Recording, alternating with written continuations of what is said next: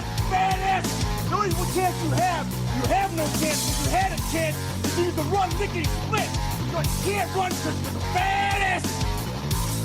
Well, Ric Flair, you know what? I'm not a normal looking athlete myself. You know what I'm talking about? I've been in the gyms a lot. It's a privilege and an honor to walk out with Ole Anderson, Lex Luger, and the Omni tomorrow night. I am not a happy camper. What is Bully Ray's motivation? No, I love you. I know he loves sugar. But I checked my pocket. I don't have no donuts. I don't have no cheeseburger. I know you love sugar, but I ain't got none. To be the man, you gotta beat the man. And I'm saying, woo, right here in Nashville, Tennessee, pal. I'm the man. Booking a match for the total package like Luger and Super Brawl. Super Saturday? What is it? I don't know what it's called. What is it called? Super Brawl Saturday. Super Brawl Saturday? You don't lose faith in winners. And Ric Flair, day in and day out, every day of his life, just keep winning and winning and winning. Ric Flair! New York City, Ric Flair! You're gonna find out what hard is all about! I do exactly what I want to do. You say I'm insane. I say thank you very much. Make a good lucha. I hate God! Hit the double! Yes! We love you, Scott Steiner! Today, woo, I've got the star and profile like never before. You guys talk about being students of the game. I am the game, JR.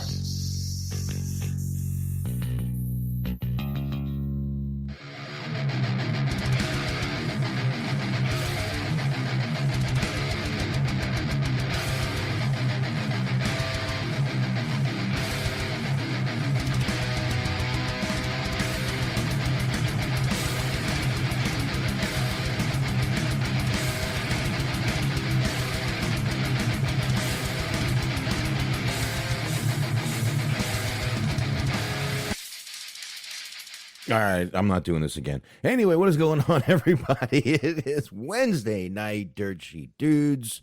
I am Boxman. I appreciate everybody joining us. And right across from me, I see him over there. It is the Smark. Man, how you doing there, Smark? Yes, sir. How are you? Not bad. Freezing my little nutsies off. It's cold. I left this morning with a short sleeve shirt on. No problem. 62 degrees. Beautiful day outside at 6:15 when I left the house this morning. By the time I got to work, it was down in the 40s. And by the time I left work, it was like 38 degrees. If that tells you anything right there, that's how I'm doing. And now we've got rain. We're expecting snow, sleet, possible hail, all this till about 3 p.m. tomorrow, which means I'm not going to work. Well, there you go. Yeah. Have you some fun? Yeah, pretty much all my vendors are closed tomorrow, and there's no one delivering, so there's no reason for me to even go to work. So I'm not going to go. No one's going. They've already closed it down. Schools are closed. Yeah, I was hearing that one of the radio DJs that I listen to, he's having a similar problem with all the winter snowstorms and whatnot, and he said that he basically just went on over to the liquor store and bought himself the essentials.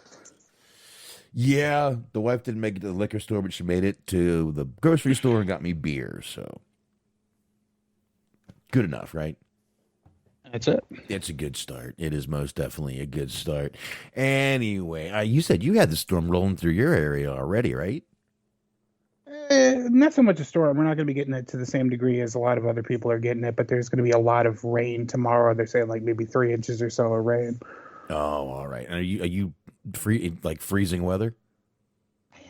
think above freezing slightly, but yeah, it's going to be pretty cold. Yeah, we're not supposed to be above freezing until like Sunday. Like Saturday morning, it's going to be like 9. It snowed here this weekend, so we've had our share of winter weather. I saw it was snowing in Chicago. Yup. As Jungle Boy was being thrown through the snow. I believe they were issuing a state of emergency over there. It's supposed to get so bad. That's what I was hearing. There's other reasons to issue a state of emergency over there, but we'll leave that alone, my man. Yep. We will. Oh, excuse me, guy.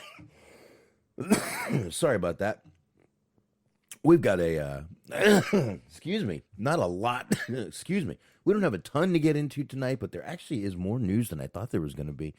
Luckily, Smark sent me over some more because I really didn't have that much to get into tonight. There's obviously a couple of big stories with the Shane McMahon thing, which I hopefully will calm everyone down on that one a little bit. And obviously the Brian Kendrick story, which we'll get into. I've got audio, people. Take it easy. Calm down. We got this shit, folks. We got it. And a few more other things that we are going to get into. I guess, Mark, you want to go ahead and knock out plugs right now? Eric did say he'll be jumping on in a few minutes here, so he's already on the call. He'll just appear and scare the shit out of us. Or me. At least me. As a specter as he is, yes. Well, I usually don't keep Skype's usually minimized, so I don't see it pop up on my screen. It's a little nerve-wracking for me. What can I say? But yeah, we've got plenty to get into, and obviously with the Brian Kendrick thing, there's going to be a few sensitive topics to talk about on this show tonight. A little bit. But Well, yeah, not only that, but we're also talking about another potentially controversial figure later on as well. So we're doubling down on potentially murky waters, but we'll see what happens. Yes, we are. It's gonna be a fun one tonight, folks. Just again, I don't have to go to work, so let's get this shit rolling. Give me 1 second here. Let me close this. Let me move this up. Let me get a little music behind us here as we knock out the plugs so we can get into the rest. And, of course, that means High Marks. That's Cheese Man Mojo and G-Wiz. We had 2 of the 3 of them on. We did a live Royal Rumble reaction show. We talked a little bit about the Royal Rumble as it was going on. But don't worry, we're going to talk a little bit more about that. But definitely go check those guys out. They are right here on Mixlr on the Metal Mitt Podcast Network. Definitely want to be checking out those guys right there. Sundays, 8:30 p.m. Eastern Time. And Smart will give you the rest of it in just a minute here. That means you also want to be listening to Bobby Anthem and Bobby Blades. They're the Inhumans. They're on the Inhuman Experience. You should already be subscribed wherever you get your podcast from. And Eric, Everything Unscripted Wrestling Podcast. Check them out, Blog Talk Radio. They are the Everything Unscripted Network. Definitely want to be over there checking out those guys and anywhere you get podcasts from. And go ahead and just jump on over to letterboxd.com/Stephen Milan with 2 L's. He's over there. He's reviewing movies. And I have no excuses. I got lazy Sunday. I did not do Roadhouse. No excuse. I got lazy. I got drinking, and I just didn't do it. I will do it this week on live, on YouTube Live, maybe Twitch. I actually started a Twitch for DSD. We're going to be doing a little bit more coming up on Twitch in a little while, and I'm probably going to go ahead and start one up for Hollywood Hangout too. So there you go. That's all I got to say, Smart. Let it roll, man. Very good. Mondays, 8:30 p.m. on the Metal Mitt Podcast Network. It is Cheese on Sports with Cheese Man, G-Wiz, Luke Birch, Matt with 2 T's, and myself. We're talking football. Tom Brady retired. We got the Super Bowl coming up in about a week or so. And UFC, of course, NBA, all the good stuff. So join us as we talk about it, make our predictions, and be sure to check out the Low Dirk City Machine Guns. They're back in action after a brief hiatus, so be sure to check in with them. And last but not least, be sure to check out our friends at Planet Raconteur. So why not back onto our podcast with Bobby at the Papa Dave Sincere and Yuck Nasty. All 16 episodes of season 1 are available for you, and be sure to subscribe to season 2 as new episodes are rolling out. All right. There we go. Knock that shit right out, my man. Good stuff. Good stuff right there, man. Awesome. Let me turn this music down here. Ow, fuck. All right. I almost thought I took my goddamn finger off yesterday. I sort of got it caught in the gears of a. You ever seen those? You ever seen those straps they put in a truck to hold like product? Yeah. Well, they have little gears in them. You know, you push it, you wrench it all the way back, and then you release it, and then, well, when I wrenched it back, my finger got caught in the gear. Does that sound fun? It bled for a good. It bled till last night. Finally, this morning, I got up and I stopped on the way to work and got some super glue, and it's fine now. Fucking sabooed yourself up? Dude, I was doing that way before I knew he did it. I had a. I told you before, I used to do I used to ride horses and stuff. That's how you solve the cut problem there, because you didn't want to be bleeding in the horse food. You didn't want to be bleeding all over the place. So you just glued that bitch back together and got back to work. I mean, those guys and girls that were doing, cleaning the horses, getting up, they were up at they drank till about 2 and they got up at 4. That's the way to do it. They were always hungover or just drunk all day. It was a crazy time. It was pretty crazy hanging out with all those people, and the horse show mothers all drink their wine all day. They're the big handles. What was it? Chablis and Gallo or something like that. Gallo and Chablis. Mm-hmm. They'd go through bottles of it in a day. And then they would literally be sitting there quoting scripture and talking about those people who drank liquor. And I'm like, y'all the fucking winos. And you're... That is always the funniest shit. And that exists within all forms of cultures. For whatever reason, entirely acceptable to drink wine at whatever, a fucking full glass of wine at 12 p.m. on a Tuesday. But if somebody drinks the entire weekend, they're a fucking alcoholic. I know. You take one shot of vodka at 6 a.m. and people look at you like you're a fucking maniac. I don't get it, Smart. There have been so many days where I've woken up and like, man, I got to be at work in an hour, but I'm still drunk. Go ahead and take another shot. We'll be all right. It's either that or just drink enough water until you actually get yourself kind of drunk again, but then you got to pee 100 times. So, yeah, you're better off just hair of the dog, my friend. Hair of the dog. Mm-hmm. But, yeah, it was crazy growing up with all those, like I said, those crazy horse show moms and all they're called grooms over there. There were guys, there were girls. All the guys were fucking the girls. All the girls were fucking the girls. All the guys were fucking the guys. It was pretty crazy. Like I said, it was a crazy time. The horse show circuit. It was weird. What's funny is you pretty much described my experiences in the food service industry, just minus horses. I hope. Yeah. No, I hope there were no horses involved in any of the restaurants that I've worked for. Let me just put it this way. There was a lot of restaurant owners in that business also. Yes, the notoriously seedy people, but good people. Yeah, lots and it was a lot of rich people too, man. I mean, well, of course, it's horses. Not all of them though. My sister started off at a tiny little farm that was very poor farm, and that's where she started. And then we just kept going up and up. But dude, we used to, when me and my sister were doing it, we would just try to make enough money to pay for the show. If you win classes, you got money. Right. I never saw a penny of it, and I won a lot. As did my sister, and she never saw any of it either. So, yeah, it just all went back to paying for everything, man. And, we had a motor home and all that shit. So it was pretty cool. Pretty cool time. Right. Pretty cool time. But enough about me. I guess we can get into some wrestling. And Smark, I think the best thing to do here is we were just talking about how we did the Royal Rumble live with a couple of the high marks over there. Had a great time doing it. Definitely want to thank those guys for coming on. Definitely, we need to do that more. Not just a yearly interval. Sure, yeah. Yeah, we need to start doing that more. That was a really good time with those guys. I think the best way to do this though is probably do some of the news from Royal Rumble first. Sure. And unfortunately, you sent me most of the Royal Rumble news, Mark. Yes, I have. Um, so we'll start into this. I guess we were talking about. I had mentioned while we were doing the show that it seemed like the pyro for the women's Royal Rumble after that ended wasn't quite as spectacular as the men's. Perhaps there's a reason for this. Yes. This is from F4W Online.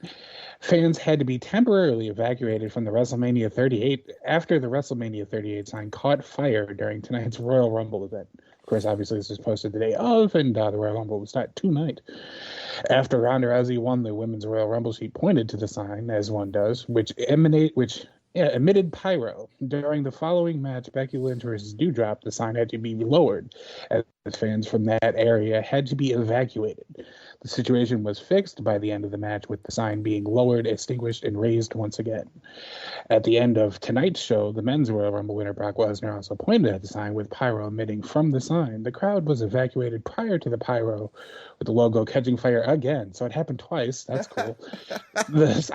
As far as I knew it only happened once. The sign made its debut at tonight's Royal Rumble, which again, that was Sunday, which usually sets the course for the next few months leading into WrestleMania. Rousey made her return to the WWE in the UK. Everybody already knows what happened there. Yeah. But yes, the sign done went and caught fire, not once, but twice, with people sitting under it. So that's pretty cool. That's pretty scary, man. If you're sitting there, next thing you know, you're like, oh, something hot just hit me. Oh, it's the sign melting onto my skin. I mean, luckily it's falling far enough to where it's not going to fucking be hot by the time it hits you. At that point, it's like kind of like a candle that might be as hot as it is, but still not a good thing, because if it starts getting hotter and melting, it will be hot enough by that time. I didn't know it happened twice either. I actually didn't hear that. I heard that it definitely did it once, but wow, that's I mean, I'm glad no one got hurt, and I didn't hear any complaints from anybody being hurt, so that's a good thing. Wow, I guess that's just something you can't prepare for until it happens, right? Yeah, because I mean, they've been doing this for several years now. I think somebody said it started in like 2004, where they're pointing at the sign and they had the sign over the crowd and they would do the fireworks and all that shit. And there's been no incident before this. I mean, there had been with like WrestleMania, where there was like they had like a track that they were doing the pyro off of, and it like came undone. And I remember there was like video it was for the Undertaker's entrance, that like pyro ended up like fucking like shooting towards the fans, and it was like, that wasn't fun. But yeah, you probably learn your lesson and just stop having the pyro near fans is probably the best way to go about this, because you're really just asking for a lawsuit. Yeah, and then Undertaker that one time, literally his jacket caught on fire. Remember that? Mm-hmm. He threw it down and stared at the pyro operator like, I'm gonna kill you later. Okay. Yeah, pretty much. I would be I think I'd quit. I think I'd quit right there. Like, you know what? It's just not worth it. I gotta go. Yeah, pretty much. Yeah. I wouldn't blame him. No, but yeah, I'm not really gonna. I mean, this is nothing. I mean, yeah, these are pyro guys. They do this a ton of times, but I mean, you're dealing with fire and shit, man. It's not the most predictable thing in the world, and accidents happen. No one got hurt, and they were able to extinguish it, put it out, and use it one more time. And it caught on fire, but they were able to do the same thing. So, no harm, no foul, I guess. Yeah, I guess it's really not anything to make the huge deal about. Again, it's really not anything to shit on WWE for. It's fucking fire is an unpredictable animal, as they say, Smark. This is true. Yes, it is. Even controlled fire can get out of control. And of course, only you can prevent forest fires as you begin to light up. But I'm not in a forest. This is true. It's very true. Burning some trees, not in a forest. I am burning what is supposed to be burnt in my little pipe. Yes. You indeed put that in your little pipe and smoked it. That's it. Put that in your pipe and smoke it, motherfucker. Anyway, yeah, that's again, I'm glad everyone's all right. Glad no one got hurt. I mean, shit, you could start burning the cable, the fucking sign could have fell. There's so much that could have gone wrong right there, dude. Right. So, good stuff. Good stuff. They got it put away and done. While we're talking about the Royal Rumble, there's another thing that we're going to talk to related to that shortly. But I don't know, were you a little bit surprised by the reactions that you were seeing after the show? Because like Wiz and I were talking about this, we were you were there too, obviously we were all watching it, and it didn't seem like it was all that bad. It seemed like the men's Rumble, I said, was underwhelming. But after the fact, you see all these like people talking about it online, reviewing it and whatnot, giving their feedback, and people were saying it was like one of the worst shows that they've ever seen, one of the worst Rumbles of all time, just like straight up just saying that it was like atrocious, like everything on the show is bad. It's kind of surprising that there was a little bit of a disconnect from how we received it versus how everybody else received it. No, I definitely saw that, and even Solid Monster said this was one of the, I think he said the most boring Royal Rumble he's ever seen. I got to be honest, I maybe because we haven't watched WWE in a while, we didn't have any expectations going in. Maybe that's why it wasn't as painful for us to watch, and we actually had a good time. Or maybe it's just the way we watch it all together, drinking, just sitting around, watching, having a good time. Maybe that's the reason. I don't know. But I didn't find it to be boring. I found, like you said, the men's Rumble was a little underwhelming. That's because there were really no legends or surprises coming in the ring. But the women's Rumble was fun. A lot of surprises, a lot of this, a lot of that. Ivory coming down. Some really good stuff right there. Lita, we knew was going to be in it. But, I mean, we had it was fun. And we had Ivory. Oh, I want Ivory to suck me off. Had to do that. That had to be played once. Timeless. What's up, Eric? What up? What's going on? Anthony actually brought that up on Facebook. Not much. Anthony brought that up on Facebook, so I had to play it. Shout out to him. For those that don't remember. Oh, I want Ivory to suck me off. I understand. We all want Ivory to suck us off. I mean, let's be honest, Anthony. We really do. Still looking good for her age. Hey, the man's goal-oriented. He was speaking it into its existence. I understand. I don't fault him at all. I agree. No, I 100%. This is all 100% in agreement here. So, and she's, from what I understand, she's 60. Even better. Yes. And just still looking good. Now, Eric, did you see the same thing? Everyone's saying it was a boring Rumble? Yeah. Yeah. I feel like we're the only ones that enjoyed it. And maybe even, I think Doug did too. Well, like I said, maybe it's just because we were enjoying each other's company. I mean, if I you're, think that's more it. I mean, if you're around if you're sitting there with a bunch of people who are just going into this show looking for a bang out fucking show and you're just shitting on it the whole time, it's going to suck. Yeah. We were drinking. I mean, I was drinking, smoking a little here and there. We're having a good time talking about everything else, including the Rumble here and there. It was just a good time. It was just a good time. Not once during the show I wanted to turn it off and say bye to you guys. I enjoyed it. No, just wanted to. I don't know. I just saw, like I said, maybe it's the way we watch it. Maybe it's the fact that we haven't watched in a while, and just that was our first thing back in, and I don't know. There's a few reasons, but I'm glad we enjoyed it.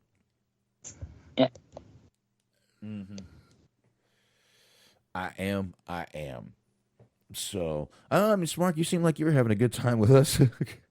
Oh yeah, for sure. And that was kind of the thing as I was thinking about it. And it's like, okay, for the people who didn't enjoy it, like, what would you have expected? Like, what was a good Royal Rumble going to look like for you guys? Like, the reason I feel like I enjoyed it was because it really just kind of came to the realization of just, I don't expect the company to get better anytime soon. I have like literally no faith in them like being consistently good, and I haven't watched them in quite a while, and like just only watching them like for Royal Rumble, for WrestleMania, whatever, and like taking it in the same way I would take in like a random indie show of like, well, hey, if it's good, it'll be enjoyable to watch, and if it's bad, you can laugh about it. Like that's really all I have for them. Yeah. So like, yeah, there were some good matches and there was some stuff to laugh at. So all in all, it was a fun experience for me. Yeah. Yeah, we had some fun. We, like I said, we're having a good time talking about pay-per-view a little bit not the pay-per-view, and just like I said, I think put that together with the fact that we just haven't watched in a while. We haven't been, I hate to say tainted, but yeah, conditioned, tainted, same thing at this point. Tainted with WWE, and just, I don't know, thought it was fun. Thought it was a fun Rumble. Wasn't the best. It wasn't the worst. But it was fine. It was fine. We knew. And I kind of knew who was going to win each one. Yeah, and we knew there weren't going to be many surprises in the men's Rumble. Come on. There wasn't going to be a surprise winner like when McIntyre won. No, and if you were sitting there like, where was Cody and Mox? Well, maybe. Yeah, you might deserve. Cody was doing his, you know what? Yeah, you maybe you deserve to not like the pay-per-view is all I'm saying. Yeah, I don't know. I don't even know who, like, how that even became a thing. But I feel like people got their hopes up a little bit too high. Like, I wasn't surprised that there wasn't any like legend, because they had, I believe, like 2 or 3 weeks ago, they had Jeff Jarrett on an episode of SmackDown. Like, I saw photos of it. And it's like, okay, yeah, Jeff Jarrett, whatever. But, like, still, you had him in the building. You could have brought him out there as, like, number 7 or whatever. Like, there's a whole bunch of other people that you could have just randomly trotted out there. Like, I think fucking Savio Vega's still in the game, as far as I know. Bring him out there for a minute. I don't know. Like, you could have brought in people. It's just, they didn't bring out anybody, really. Because, I mean, all that is just you bring out somebody from the past. They're not going to win. But it's like, oh, hey, it's cool to see Carlito again. Whatever, I know, but, I mean, after the last Rumble we had last year in front of nobody, I mean, let's be honest, dude. This was we had fans. It was much better. I was fine with that. And I don't even think they brought out anybody from NXT, really. And I mean, those people, you have them on your, roster. You have them on the Rolodex. You give them a call.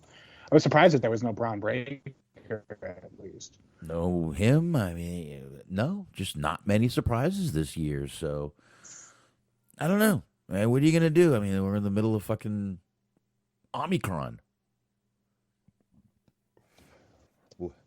Yeah, that is true. I don't know what else to do. So, but yeah, there you go. I don't know. I don't know why they didn't bring out more people, but this is where we're at this point. Indeed. And then go ahead.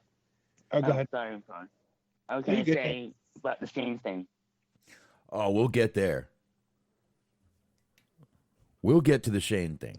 We'll get to that. That's going to be fun. Like I said, I'm hoping we calm some people down with that one right there.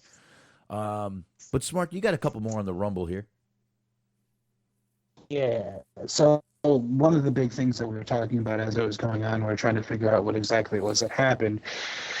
The yearly tradition of Kofi Kingston doing elaborate Kofi Kingston-esque things in the Royal Rumble, avoiding elimination in any sort of fanciful manner, happens year in year out. And went to go try to do it this year. He got pushed off. Kevin Owens' mark ended up hitting the ground.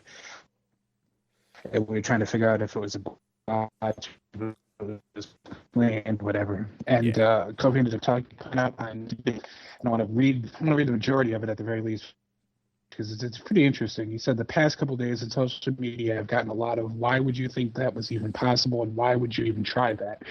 The answer to that question is quite easy, because of the potential reward. What if you were to succeed in overcoming what is deemed impossible?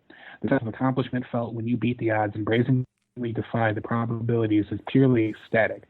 People's questions then morph into, how in the world did you do that? And I've never thought that would be possible. Felt it would not be this time. However, even if any of the success, that reward is self, learning and growth. true strength. Failure forces you to take a look within and learn about yourself. Do you more run and sulk? Do you feel out? I think it's natural, but then those emotions, but then you use those emotions as a catalyst to push yourself and drive yourself to be better. The castles are built in part from keystones of failure. Anyway, this isn't a cry for sympathetic messages in the comments or anything. I just saw this as a great opportunity to encourage people out there who might be on the fence about trying something because it's too risky or because they're afraid. Push yourself to try, even when you know the risk.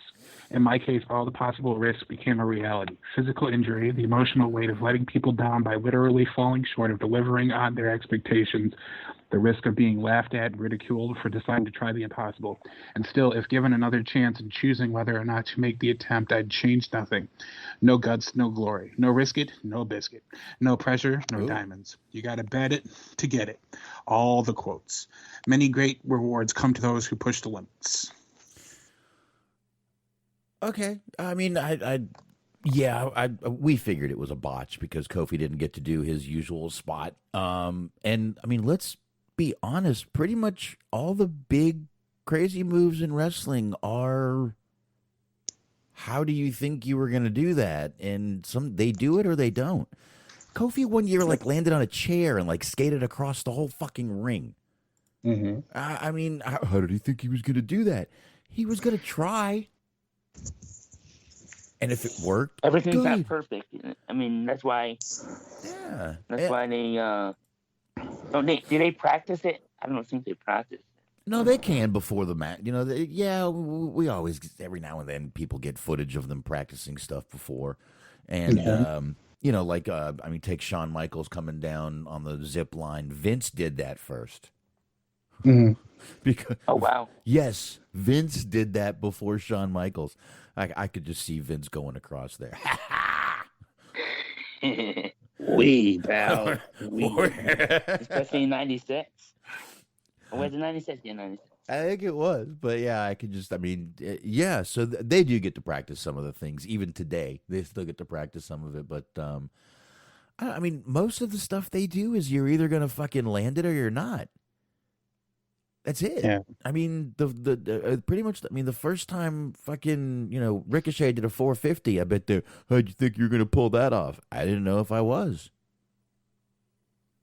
That's probably the answer he'd give. I didn't know if I would pull it off. I did. Right. Then I did it again. I did it again and again and again.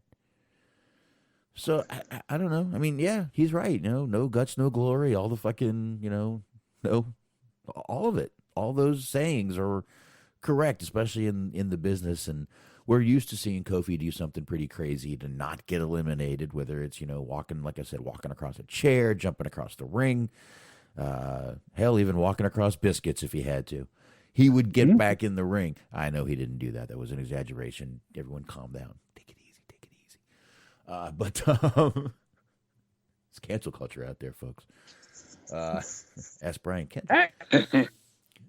I just thought it was cool though on his behalf because basically he posted it. There's a video alongside of it of just screenshot after screenshot after screenshot of people just making fun of him. Yeah. And it's basically his whole point was just yeah, I knew the risk of this and I felt like the thrill that I would experience by succeeding was worth more than the embarrassment or ridicule that I'd feel by failing. And I feel like, and basically you should feel the same way. You should try shit. And even if it means that you're going to be ridiculed, just get out there and do your thing.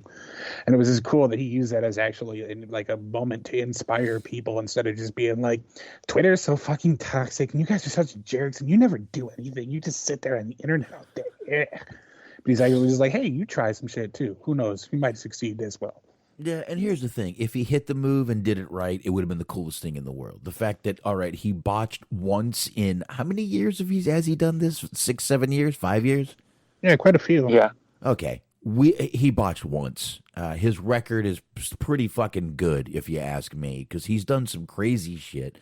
And you know what? If you really, really want to get down to fucking brass tactics here and know who's to blame, why don't y'all blame Kevin Dunn and his 9 billion fucking camera changes because the camera caught that. We didn't catch that on television. they caught it on fucking camera. So if you really want to get down to it, and you want to blame someone, you want to be pissed at someone, call fucking Kevin Dunn up and fucking cuss him out. Yeah, showing the They replay could have got didn't away do with it. it. What was that, Eric? They could have got away with it, but then you have people in the stands that saw it, and then You know what? The stands are going to boo. They can do all that they want. The fact that it got caught on camera, they had, and then they replayed it, they had no choice but to fuck up. They had no choice but to just say, listen, he fucked up. You got to go. You're out. You're out. Caught on camera. Get out of here. But again, that didn't need to get caught on camera. We didn't need to see that. And I'm sure they could have. Shit.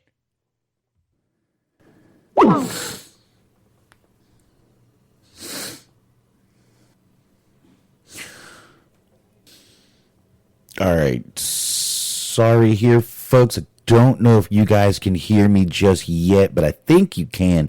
I had a little power flicker there. I apologize for that. It looks like we should be jumping right back on right now. Give me a second. I'm going to reconnect to the guys over here on Skype. Give me 1 second. I'm going to join back on that call. It should pop me right back in. I should have both of them right back on. There we go. I'm sorry, guys. A little power flicker there. no worries. This computer stayed on, but the modem went out, and my top computer where I've got the audio and everything went out, but that's not a problem. I'm restarting that now. We got Mixler back. We're live again. Nothing to worry about. Just I'll cut that out later. Technical difficulties. Yeah, I'll cut that out later. This may happen again, folks. We've got a bad rain and all that shit coming through, so I definitely apologize. What was that? That bad storm hit you guys now. Yeah. You got it last week. Yeah. Last weekend. We're getting some pretty bad shit out here right now. So it's been raining all day, and now it's going to freeze up overnight. So. Well, on the positive, I just got your message on Facebook telling me that you're going to be back in a second, so stay where I am. And I also left a message on Mixler. I don't know if you saw that one. Yes, I did. All right, yeah. Little power flicker there. Thank God for LTE. Let me restore my pages here on my upper computer. And where we're, like I said, the bottom computer, luckily this bad boy didn't shut down at all. But once again, I think we were in the middle of complaining about Kevin Dunn and his millions and billions of camera cuts during a show. Trust me, we're not the only ones that have said it, noticed it. Tons of people are noticing it. It's going to cause someone a seizure one day. And maybe that's what it'll take to slow him down. I mean, we've talked about this. Like, I've honestly said before, it's not even just nitpicking or just like whining just to whine, complain just to complain. Like, there have been times where I've literally changed the channel because it's like, well, keeping my eyes focused on it was starting to make me nauseous. Yeah. It's like, you're for real hurting people. Like, stop doing this shit.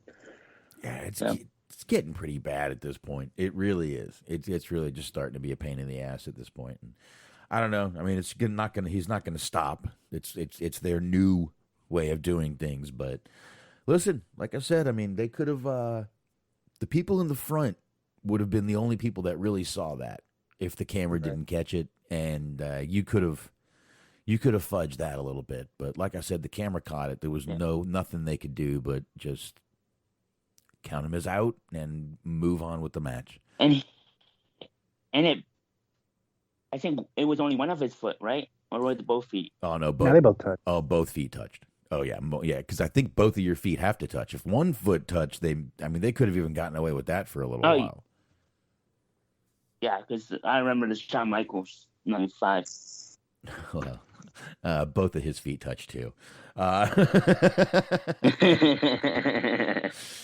Both of Probably did. Yeah, they did. That was kind of a shitty call. Every time they replayed it, I'm like, his foot touched. You can see it. I don't know why they're doing this, but anyway, I as Mark said it right at the beginning, we were talking about this right after he read it. I do like the fact that he used this to kind of make it more of a PSA rather than, you're right, just shit on everyone and tell them they're in basements and don't have jobs and everything. He decided to just make it a whole little feel good motivational PSA, and That's probably the better way to handle it, especially online. I'm sure he got hate for that too. So Yeah. nothing you can do. Like I said, if he did the move and it would have been, oh, that was the coolest thing. It was awesome. And the one time he screws up, oh, what the fuck? What were you fucking thinking, you idiot? Right. Fuck. And even in the video said that he received a lot of positive feedback and good messages too, encouraging him not to let it bother him and that kind of stuff. But he mainly just posted some of the harsher things people have said because he's been having fun with it. He said he found it to be entertaining. He seems like somebody who's not very he's a thick-skinned person. Doesn't seem like he's very prone to criticism. Nah, it doesn't seem like he's bothered by a bunch of stuff. So, all right. Good for Kofi though. Like I said, I can't disagree with anything he said, to be honest with you. So, all right, Smark, you got one more on the Rumble, then we'll get into some other stuff and just kind of roll it out from there, and then get into AEW. Yes, indeed. We got a lot going on with this here Royal Rumble. We had talked about before about the Iconics being asked to return for the Royal Rumble, and they, of course, told them where to go and how to get there. Apparently, they were not the only people, because this is from Fightful. Nia Jax was released by the WWE on November 4th while she was on a break from the company. Jax previously said that she wanted time off until the Royal Rumble, but her release happened prior to the Rumble taking place. Despite her release, she was still contacted by the WWE for the Royal Rumble. Quote, I did, she confirmed to Renee Paquette on, by the way, get ready for this, Box, we hadn't talked about this, on The Sessions. As of about 2 weeks ago, it is no longer oral sessions. She finally learned her lesson. John Moxley goes to fucking rehab, and look what happens to Renee.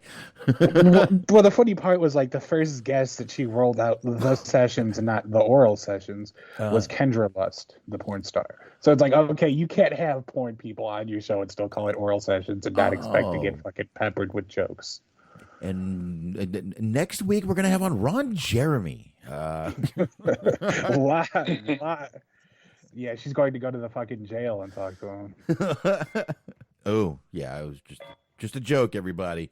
Oh, God, this is awful. Please The go. audio quality is going to be pretty bad on that because she's got to talk to him through that glass wall. It's going to be pretty terrible. Anyways, she confirmed to Renee Paquette on The Sessions when asked if she was offered a spot in the Royal Rumble. I was in the middle of trying to get my stuff back. I had a bunch of crap. You know how it is. You're just shoving stuff into everything. I was down on take two. I was in the middle of trying to get my stuff back. And you'll know why I laughed in a second. I had a bunch of crap. You know how it is. You're just shoving stuff into everybody's boxes. I don't know what she means by that. I'm in the middle of getting my stuff back. They sent me a box, and more than half of it was missing. I'm like, yo, what's going on? When I got the call, I thought it was about, where's my stuff? It's my home in talent relations. Oh, it's my homie in talent relations. Uh-huh. Hey, we're just calling to see if you'd be interested in participating in the Royal Rumble. I started hysterically laughing. I thought it was my friend joking with me. Oh, you're hilarious. Actually, this is an official call. Oh, fuck no, I'm not coming back. We'd like to offer you this. I said, first off, I'm still under my 90 days. You're still going to be paying me anyway, so you're not offering me anything. No, I'm not coming back. Absolutely fucking not. This is all it was? Yes. Okay, goodbye. When asked by Paquette if she felt like it was a slap in the face, Jax said, quote, that's exactly what it was. They were accumulating a list. This is what I was told. They were accumulating a list and wanted to offer me the opportunity to accumulate a list that she keeps saying that they send to Vince. Then Vince goes through the list and says who he wants and who he doesn't. I was like, you're asking me to be a part of a list to go to the next step? Fuck no. How much more can you shit on me? We didn't want her to feel left out. If it got around that she didn't get an ask, we didn't want her to feel left out. Fuck you. That's such bullshit. You needed people, and I definitely nixed that. So there you go.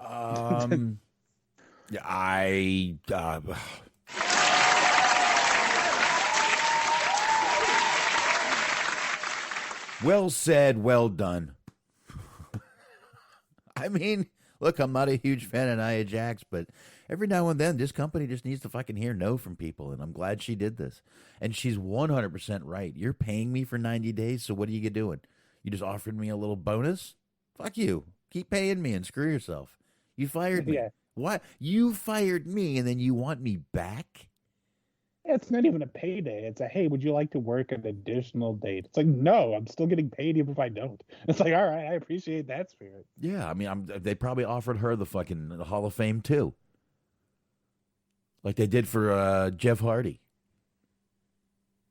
But another guy they called to bring back, by the way, and his answer to them, let's applaud Jeff Hardy, was no, but can I have the results of my drug test, which suddenly they can't find. I've heard rumors that it came back negative. Definitely, and I believe he knew that. Now, so, which, I mean, we've talked about before, and I mean, there's really not too much more to cover about that, but it seemed fishy at the time, and it seems more fishy now. Mm-hmm. Yep. It does.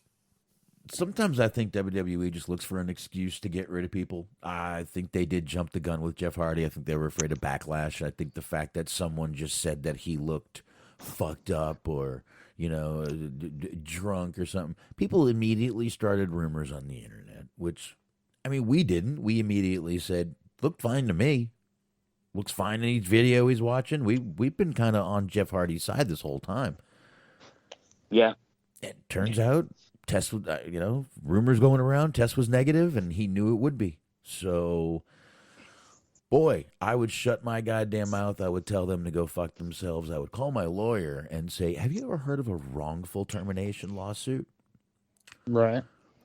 That's what I would do if I had Jeff Hardy's money, Jeff Hardy's reason, and the case that I believe Jeff Hardy may have. But then, I mean, take it for what it's worth. But then it seems like there's also been reports coming out that they wanted him back because they realized there was a possibility that he would be tagging with his brother again. It's like, yeah, no shit. Like, who does not who did not consider that to be a possibility? It's like, we don't want the Hardys coming back and doing big business for somebody else. It's like, how did you not think that that'd be the very first thing that happens as soon as you fire him? Yeah, they're probably on the phone with the trademark office, trademarking it right now.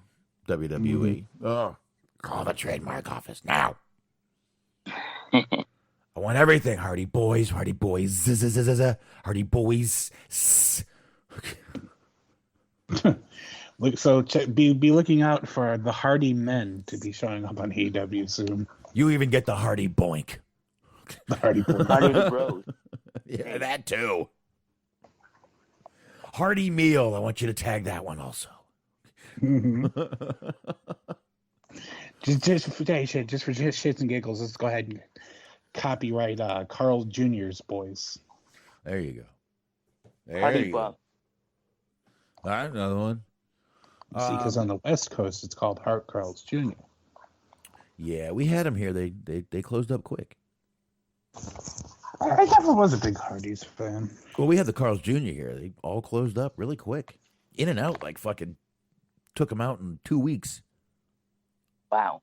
And I know it's a bit overrated, but you didn't hear that from me. Well, I had never had it, and their burgers are pretty good. Yeah, they're all right. I mean, it's kind of hard to fuck up a burger, though. You have to work at it.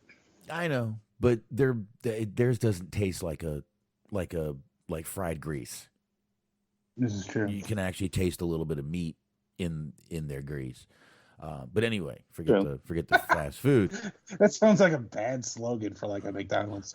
Taste the meat in our grease. Taste the grease in our meat.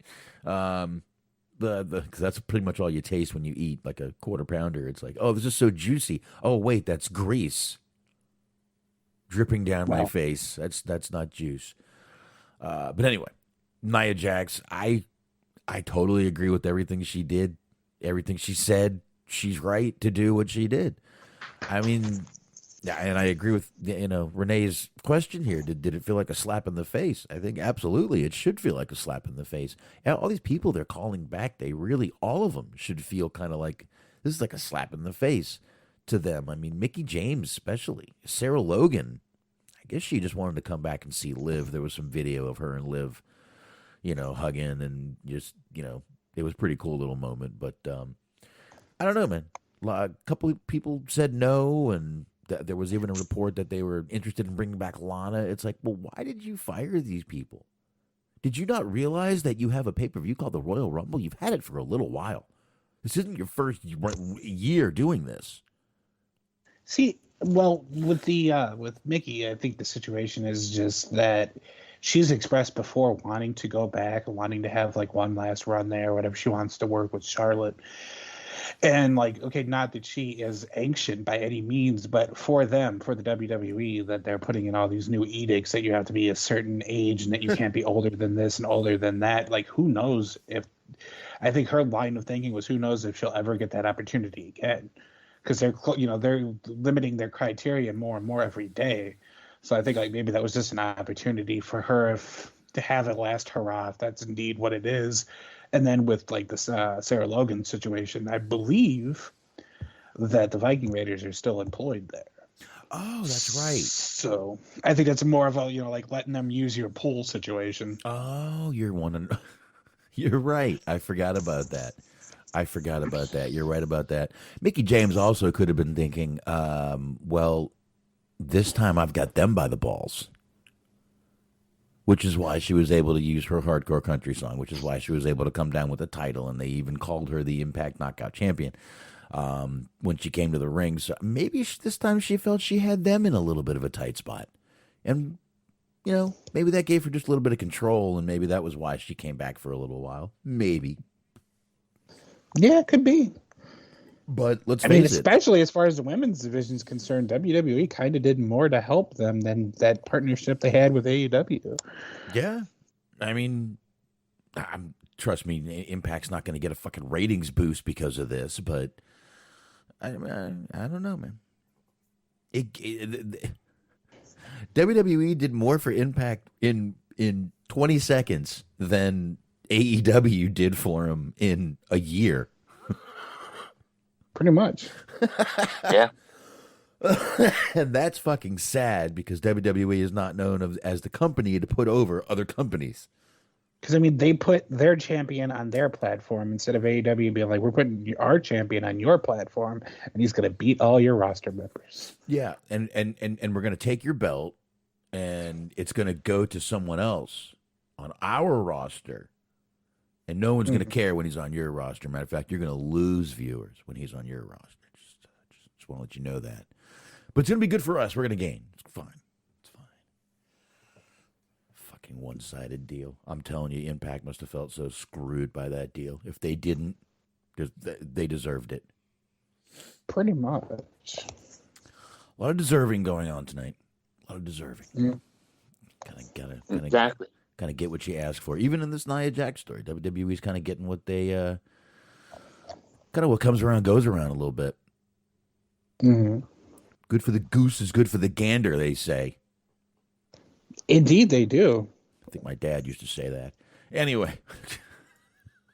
And when it comes to Mickey James, I would enjoy taking a gander at her goose any day. Very good. Anyway. All right, let's get into some smaller stuff here, stuff that we don't need to spend a ton of time on. We got a few little things that we can do that with. Let's start with this one real quick. Nothing to spend a ton of time on. And no surprises, Ric Flair has announced that he is divorcing his fifth wife, Wendy Barlow. Sent out a nice little Twitter message. Flair did. After taking some time apart, after being separated, that's what that means, Wendy and I have decided to go our separate ways. She dumped me.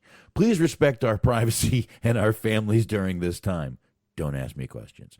I will love and cherish all of our memories together forever, and will be forever thankful for all she has done to make my life better. She couldn't stand the heat I was taking for these sexual allegations, and I thank her for staying with me as long as she did. Did I miss anything? She realized I didn't actually have any money left, so she couldn't take anything from me, and she just decided to leave. Yeah, like I said, we don't need to spend a ton of time on that bad boy right there. When she realized I wouldn't be working for a major promotion for at least about probably 5 years or so, she decided it was time to leave. Yeah, think Yep. cutting bait. Cutting bait. It gets to the point after a while where it's like if you're at number 5, like just stop. Yeah, Like clearly, it's marriage is not going to work out for you. yeah, and a lot of people were saying that. Well, they weren't married. Do you guys not remember? Like, did you block out that disgusting kissing picture from 2018 we saw of them where he's like swallowing her tongue? I've luckily never seen this photo. Oh, if you want to look it up, that's up to you. It just reminds me of that scene in Not Another Teen Movie with the old lady and the girl. Yeah, I think I remember that one. We reviewed that. Not me and you. It was reviewed. You can check that out. Anyway, not surprising. Last time we heard from Flair on his wife, he was talking. No pun intended there. The last time we heard from Flair say anything about his wife is when she was actually diagnosed with COVID. He actually put that his wife has the virus and that they lived in a 5,000 square foot home, so she can stay upstairs and I'm going to live in the basement. I believe that was the beginning of the end there. And I don't know. No surprise. We'll see what happens. And I got nothing else. Anyone else? Nope. Does he get married again? If he's smart, no. No. There's some things that people just aren't meant to do in life. Maybe he's just not meant to get married. I don't know. I mean, who am I to judge except for the fact that this is wife number 5? Now, do you think that this is going to lead to like John Cena having 6 wives just so he can like break the record? Ooh. He didn't even want a second wife, which is why, which always thought it. Nikki Bella didn't work out. And then he left Nikki and was like married in like less than a year. Mm-hmm. Oh, Cena's married again? He got married. I believe he got married again, or he's engaged to be married. We'll take a quick look here. I'm not sure what combination I'm going to have to type into the old search engine, but we'll see. John Cena, marriage, and hit news. Wife. Whoa, a little close to the mic there. Anyway, we can get rid of this Ric Flair story, and we'll go on to a few other things here. His wife's name is literally impossible to pronounce. Okay, he is married to her. Okay. And yes, it is very tough to pronounce her name. So just don't even bother, Mrs. Cena. Yeah, Miss S. There you go.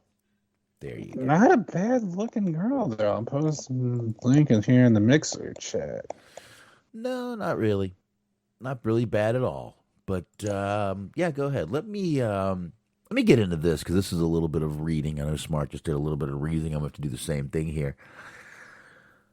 I guess Velveteen Dream was on a little show called Dishing Drama with Dana Wilkie. You know who Dana Wilkie is? I don't either. Yeah, big fan of his work. Love the guy. Check out his show. It's awesome. It's every on the network. I'm sorry, did I have microphone issues? Believe it's a woman. Big fan of her work. Actually, I'm looking at her. I'm already a fan of her work. Very much so. A fan of her work. But she looks like she's a reality star. Let me see here. I'm going to go to her IMDb real quick. We'll go ahead and see who she is, what show she's on or been on. Let's see. It looks like she's actually a very, very, very, very intelligent girl. Graduate from USC in poli-sci, political science, with a minor in business. Living in Miami, and has her podcast. So she's also been in a few movies. The Expendables 2. She was crew. She does a lot of movie stuff like that. I'm trying to figure out, my God, this woman has been crew on like 36 movies. Jeez. Wow. Trying to see if there's any movies I've seen here. She's done product placement things for movies, so she's been the ad person for movies. Righteous Kill. She was product placement on that movie. So, wow, done a lot of things. This is very weird because I'm like looking at her actual podcast listing here and like doing the archives, and it's basically like all guests from reality shows. And then for some reason, she decided to interview Velveteen Dream of all people. Like this is a very odd pull. I'd like to know. I don't think there's any way of knowing. I don't think they talk about it, but I'd like to see how this came about. Probably just a wrestling fan. Maybe. I don't know. Maybe a mutual friend. He could be trying to get into some movies or something. Who knows? He'd be just fine in the movie business. Anyway. Can't do wrestling now. Yeah, not really. Kind of ruined now. He did get into all that and what got him fired from WWE. I'm not sure how it came up. I don't know if she flat out asked him straight up, which she might have. But he did speak with her on the WWE run ending in what he calls bullshit allegations on her podcast. And here's what he, this is how it kind of came about. Now I'm going to start with this. Despite being proven innocent, he felt that the hashtag Fire Velveteen Dream trend affected their bottom line and they had no choice but to release him. He said the allegations that they were bullshit, 100% bullshit, before saying that the allegations did cost him his career. And he kind of goes from here. All right. Quote from him. I'm going to start right now. I'd like to throw this in there as well. Josh Fuller was the one that when he decided to show up on social media with his bullshit allegations when he started the hashtag Fire Velveteen Dream. I don't know who Josh Fuller is. Is he one of the... He's one of the... Who does he write I believe he was one of the accusers. Okay. He started the hashtag, and that's what it cost me. An investigation was done by WWE. Our COO, Paul Levesque, better known as Triple H, went on record and said that there was nothing the WWE found that would incriminate me or cause any concern for the company. A company who sells to children, and I'm being accused of soliciting sex from minors? Come on.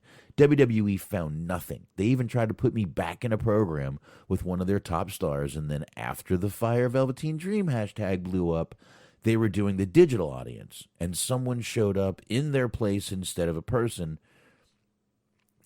with the hashtag Fire Velveteen Dream.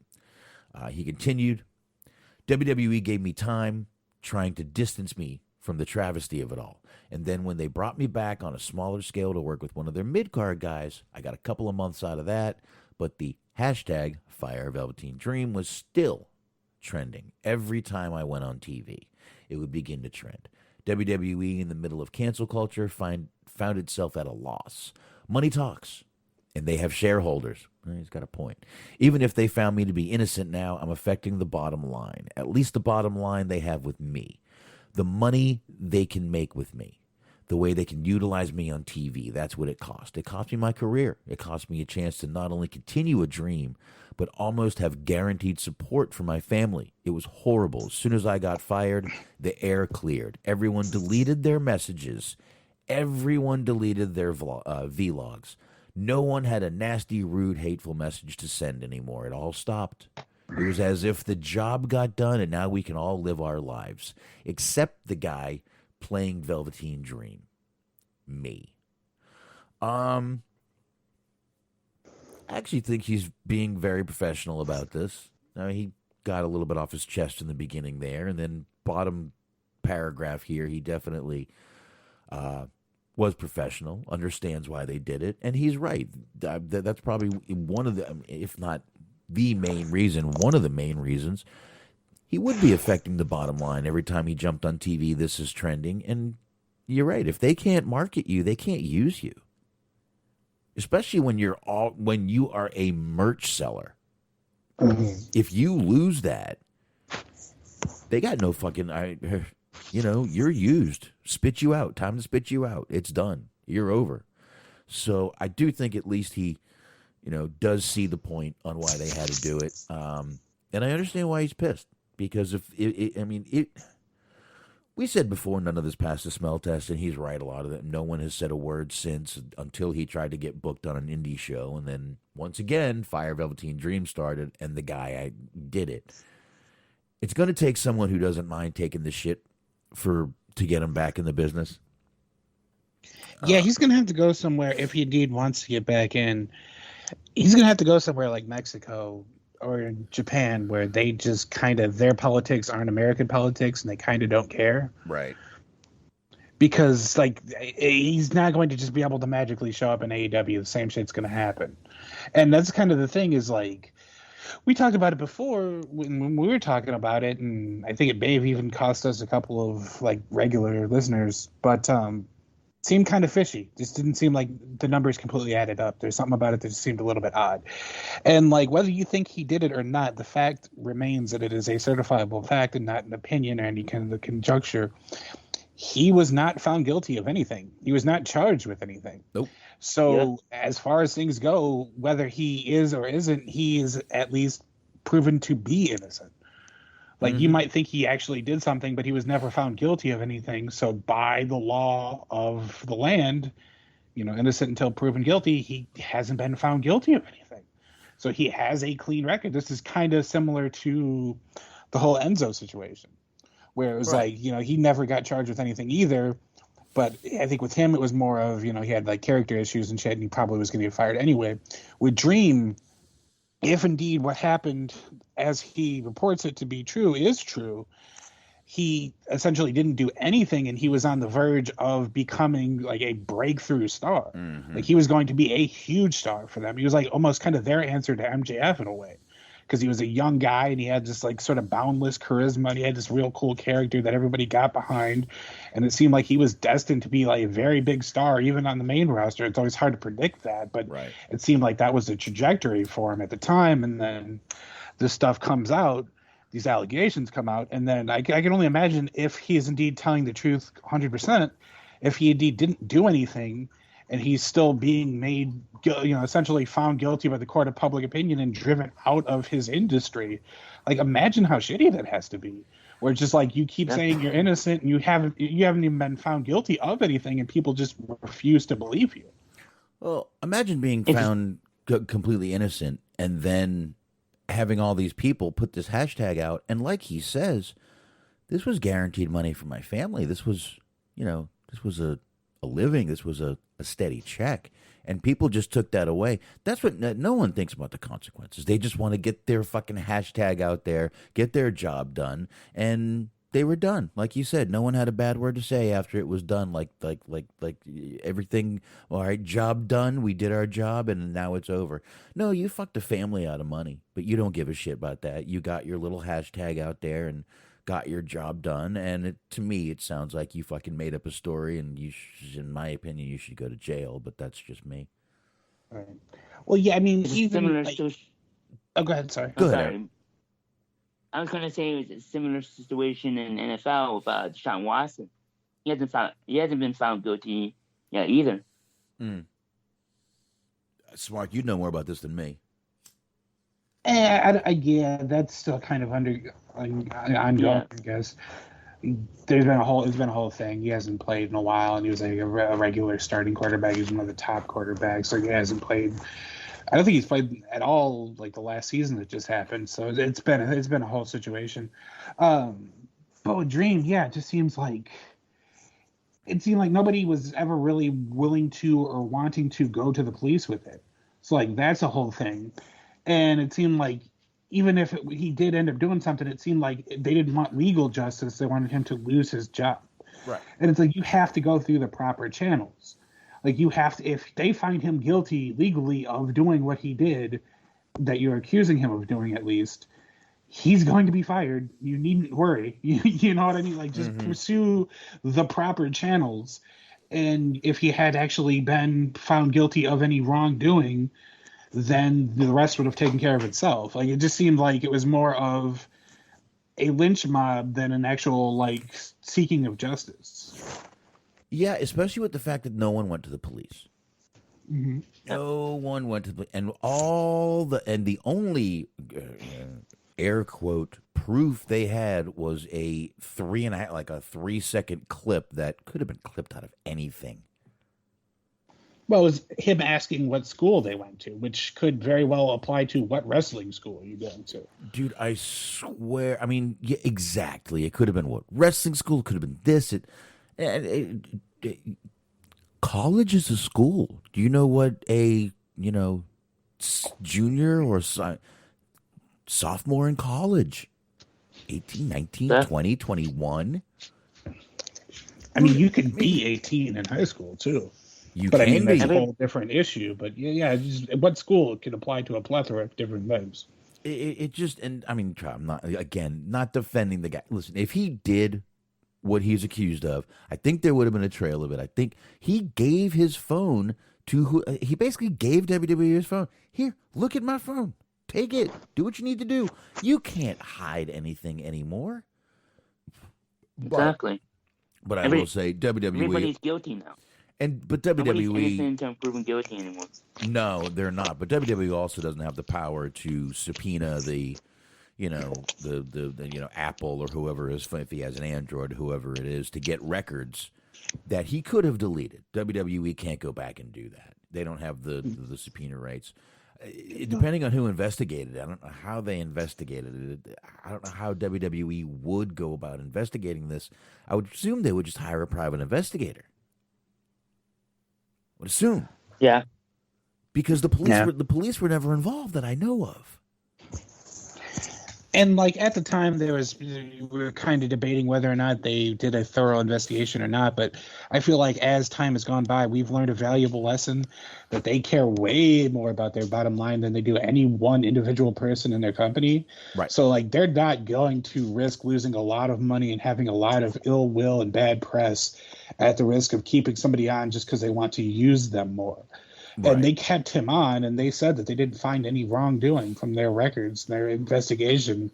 Yep. So it's like, I don't think that they were going to, I don't think they loved him like that they were willing to go to bat and end up costing themselves a lot of money just to defend him, even if they, if they thought that he was actually guilty of anything. Well, Triple H did go to bat for him, and Father Dirk, forgive me, Father, before I have sinned, is saying a really good point. People were fucking killing Triple H for saying he found nothing.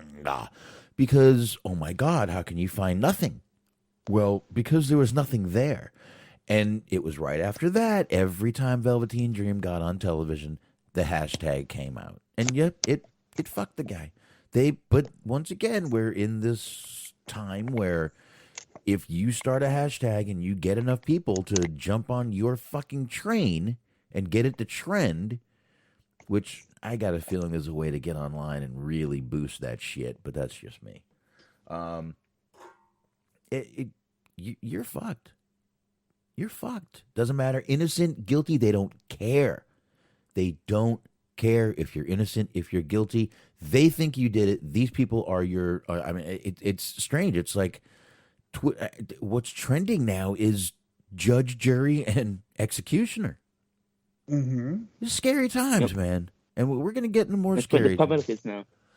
Yeah, it's fucking scary, bro. It's fucking scary. I've said it before on here. It's like people are playing fucking real life version of Survivor. Of just every day we decide we want to vote somebody off of the island because we don't like them, essentially. And like we're doing all this shit. We're deciding that these people are bad people because we think they did this or they might have said that like X amount of years ago, and everybody's jumping on, trying to get people thrown out and fired and banished and shit just for the sake of being able to get a couple of wheat treats or a like because, you went on record and made the controversial stance of being like, I don't think having sex with underage kids is a good thing. It's like, yeah, no shit. But there's no proof that he did that. No, and you know what? If there was proof and he did it, put him under the fucking jail. I swear, dude, he should be prosecuted to the full extent of the law. But they didn't use the law. There's no prosecution. There's nothing. But I guess since we're kind of talking about the whole cancel culture thing, we could kind of segue directly into Brian Kendrick. Yeah, I guess we can segue into Brian Kendrick. I was about to bring that up. Oh, and he did put out a tweet, so let me know whenever you want that. Let me ask you a question before you do that. Does it start with I spread? Well, there's two of them. That's one of them. The other one, I apologize. Yep, you got it. Got him, brother, from Sean Ross Sapp. No. But if you keep them up, you're welcome to read them. Okay, let's see here. We've got yesterday around. I put this out. It was at 7-ish last night. We all got this thing. It was popping out. But breaking: Brian Kendrick has gained his release from WWE. Awesome. That was great to see. And then I think it was, this morning or actually yesterday afternoon, I believe, or last night, we start seeing Jon Moxley versus Brian Kendrick on fucking Dynamite the next night. Yeah. Holy shit, which tells you that the trainers and them don't have any 90-day non-compete.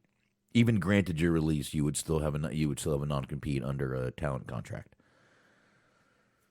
Anyway, keep rolling here. So it was kind of weird. I was like, man, it was fucking really quick. And then, almost out of nowhere today, I'm looking through, and I got to work today. They kind of got us out a little bit early. I got home about 4:15. Started looking through Facebook, and I see all this stuff about Brian Kendrick, and I see Tony Khan's tweet. We have been made aware of abhorrent and offensive comments made in the past by Brian Kendrick. There's no room in AEW for the views expressed by Brian. We think it's best for all that Brian be pulled from tonight's card as we gather more info. We'll announce a replacement bout ASAP. Obviously, we did see that, and Jon Moxley was in there, and he went up against Wheeler Yuta. So we did see that. Yeah. Good.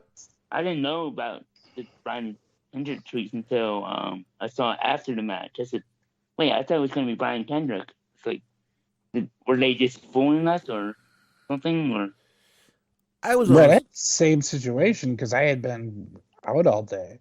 So I came in and I was watching AEW and it was like Jon Moxley versus Wheeler Yuta. And I'm like, what? That's not the original. But yeah. That's not what I thought was going to happen. So I was like, well, what the fuck happened? And then I saw Tony Khan's tweet about, we're not going to put up with Brian Kendrick shit. And I'm like, what did he do? This is a quick 24. This is all happening so very quickly. It's like in less than 24 hours, he was given his release. He was booked to wrestle. Now he's not booked to wrestle, and we're exiling him. What the fuck did he do? I'm not quite sure. Well, I guess TK didn't do his homework before he agreed to a deal. Well, let me say this. This is another thing that WWE would have dug into this and known about this, obviously. This is something they would have known about already. Yeah, because these comments, they brought him back in 2015, 2016, I think it was. 2016 is what it was, actually. Sorry. Yeah. They brought him back in 2016, and the comments that he made were prior to that year. Comments he made were in 2013. Mm-hmm. They were in 2013 when he made these comments. Now, some people are saying this was kind of a TNA character he was playing. He was a big stoner, and he was all into conspiracy theories. Some people are saying that. I honestly don't really know. I didn't keep up with his career very much, but I do have some audio right here. And I really don't like talking about this shit, but we're going to have to get into it, and we will. I'm going to start with the audio, and we're going to go from there. About 1 minute and 16 seconds, everybody. Let's do this. Ooh, what's that? Who's that? Okay, it's gone. Here we go. Reptilians now, or their descendants, are the ones who are controlling the plane. Sure, the 13 families, the 13 bloodlines that keep interbreeding, the Rothschilds, the Rockefellers, I know it was the Bushes who had a different name from before, I don't know, but Stuart Swerdlow has pretty good information, all that online. Lots of it out there. But boy, oh boy, you and I both went to the same 11-hour lecture of David Icke, and he broke it down.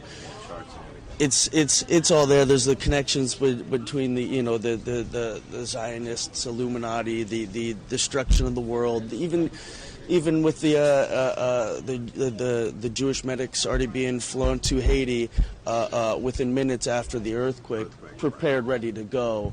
I'm not saying the medics were in on it, but I'm saying the Zionists who run things were there to scoop up the body parts. They were there to take eyeballs, if I'm not mistaken.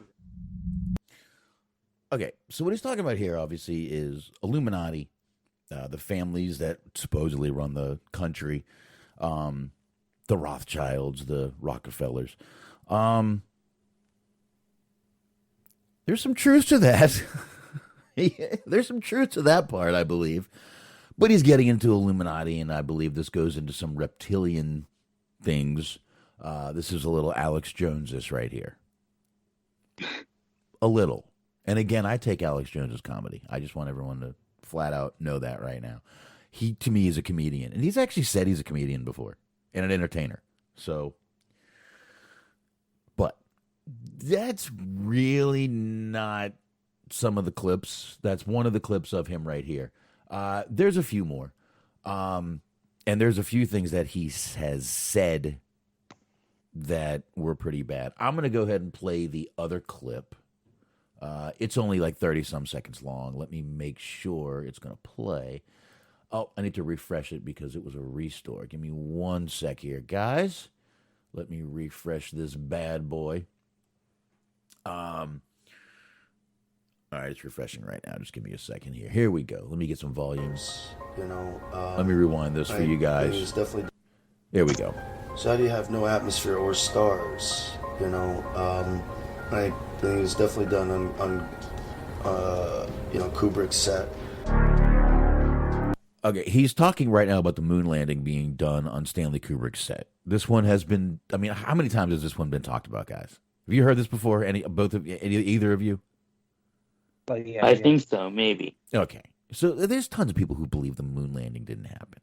All right, I'm going to keep going from here. I certainly don't buy the official, CNN version of planes crashing into towers, and I think there's a group of evil geniuses that run the world and call them the Illuminati. I think they're black magicians. They do horrible things, blood sacrifices, what have you. That there is no such thing as death. That we keep getting recycled, but they put this fear in us. Okay, so he's a little crazy. Back in 2013. Yeah. I was gonna say. Now some of the out there. Now once again, this is all stuff that was brought back up today. Today, this was all brought the fuck back up, and almost 10 years later. Almost 10, yeah, 9 years later, this gets brought back up. Now, one thing he did say, and he's talking about in here, the Holocaust is overblown, and the Red Cross stated it was only 250,000 Jews who were killed, and the number was blown up to justify the creation of Israel. That has completely been debunked about 9 billion times.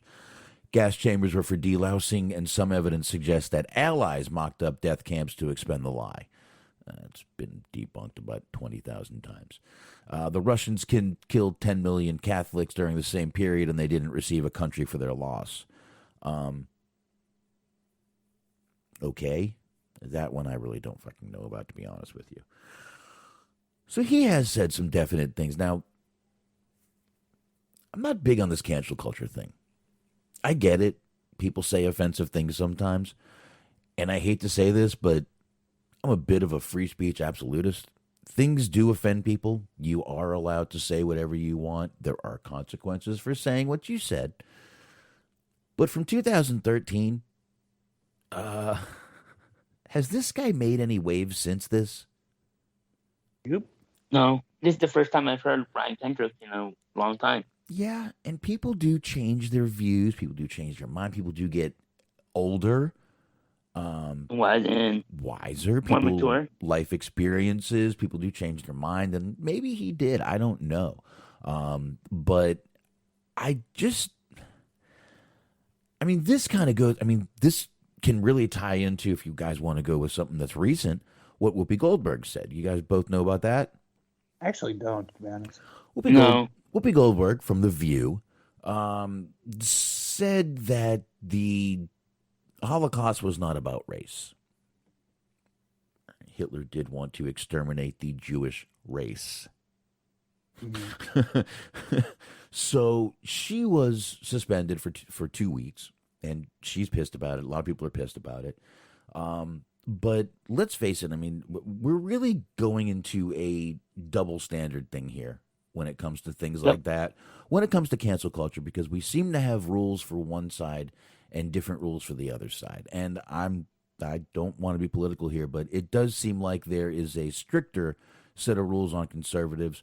Roseanne made a joke, lost her fucking job. Tim Allen, who had great ratings on the network he was on, was kicked off the rating for basically being a Trump supporter. Gina Carano compared the government to the Nazis and the mandates to Nazis and was fired from her show. So I just believe, I don't believe in cancel culture. I really feel people have the right to say what they want. But when you set precedent by getting rid of people on one side and then just suspend someone for 2 weeks because they follow the same views, I believe all we're creating is a double standard. And guess what? That's going to divide people even more because this is divisive. Nothing is helping that anyone is doing. You know what? I believe Whoopi could have said that. Honestly, as a Jewish person whose great-grandparents survived the Holocaust, she said something stupid. People say stupid things every day. I really don't think she should have been punished at all.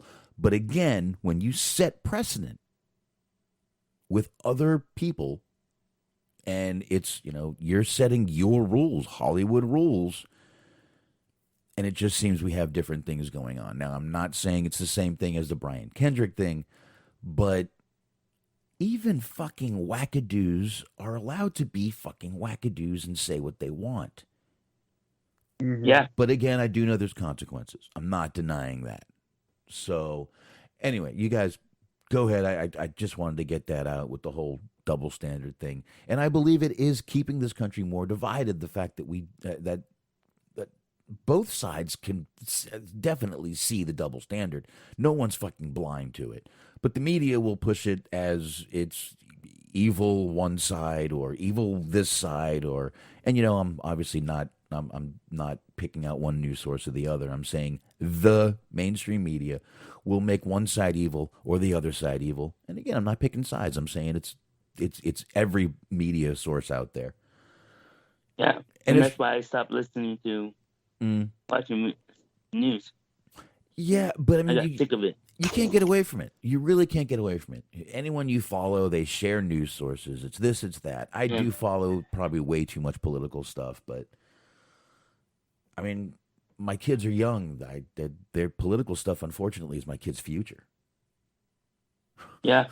So I like to keep up a little bit of what's going on. Yeah, it's hard not to. I don't keep up. I don't keep up as much as I used to, but I try to stay away from. Yeah, and that's really all you can do is do your best to just stay away from it. I do try, but like I said, it's my kid's future, and it's getting to be a scary place where I've walked through the city and heard people out there screaming things that are very offensive, and it's free speech. You got the right to fucking say it. Does it piss me off? Yes. Listen, when Richard Spencer took a fucking the fucking KKK guy took a fucking shot to the fucking jaw, I cheered. I loved it. It was fucking awesome. But unfortunately, he's got the right to be a fucking stupid asshole and believe in his ridiculous fucking racism theory. He can believe it if he wants to. I don't have to believe it. But he's got the fucking right to say it. And enough of me ranting on the First Amendment. You guys go ahead. Smart, what you got? Okay, so what he said was obviously fucking stupid. Right. But that's the thing is like, I kind of question what the motive was. Because like he said, this existed, this has been since 2013. So, like, where was this outrage when he was with WWE? Where was this outrage, even last week when he was requesting his release? It's weird that, like, this is, like, all of this suddenly came to the forefront now. Like, I don't know why it is that happened. I don't know if somebody doesn't like him, if somebody doesn't like that he's not working for WWE anymore, if somebody doesn't want him to be in AEW. Like, obviously what he said was shitty, but it just seems like that there's more to this than what meets the eye. that somebody had a motive for doing this outside of just what he said was wrong, I feel like. More that meets the eye. Now we're going from reptilians to transformers. I see where you're going here, Smark. That's right. Brian Kendrick is a Decepticon. I may or may not have watched Transformers Dark of the Moon before I walked in this room, before I watched AEW, and I did. But, I mean, listen, here's some things that he has crazy conspiracy, or had. You know what? Let me say had, because I haven't heard him spout any of these in a very long time. And truthfully, the first clip I played, by the way, was from 2011. The second clip was 2013. Just to be factual here. Okay, so he had some crazy views on the Holocaust. All right, a lot of people do. Some people believe it didn't even happen. Some people believe it was over-exaggerated. Whatever. My great-grandparents were there. I've heard their stories. I'm going to listen to them more than anything. 9/11, I mean, are we going to hang Jesse Ventura?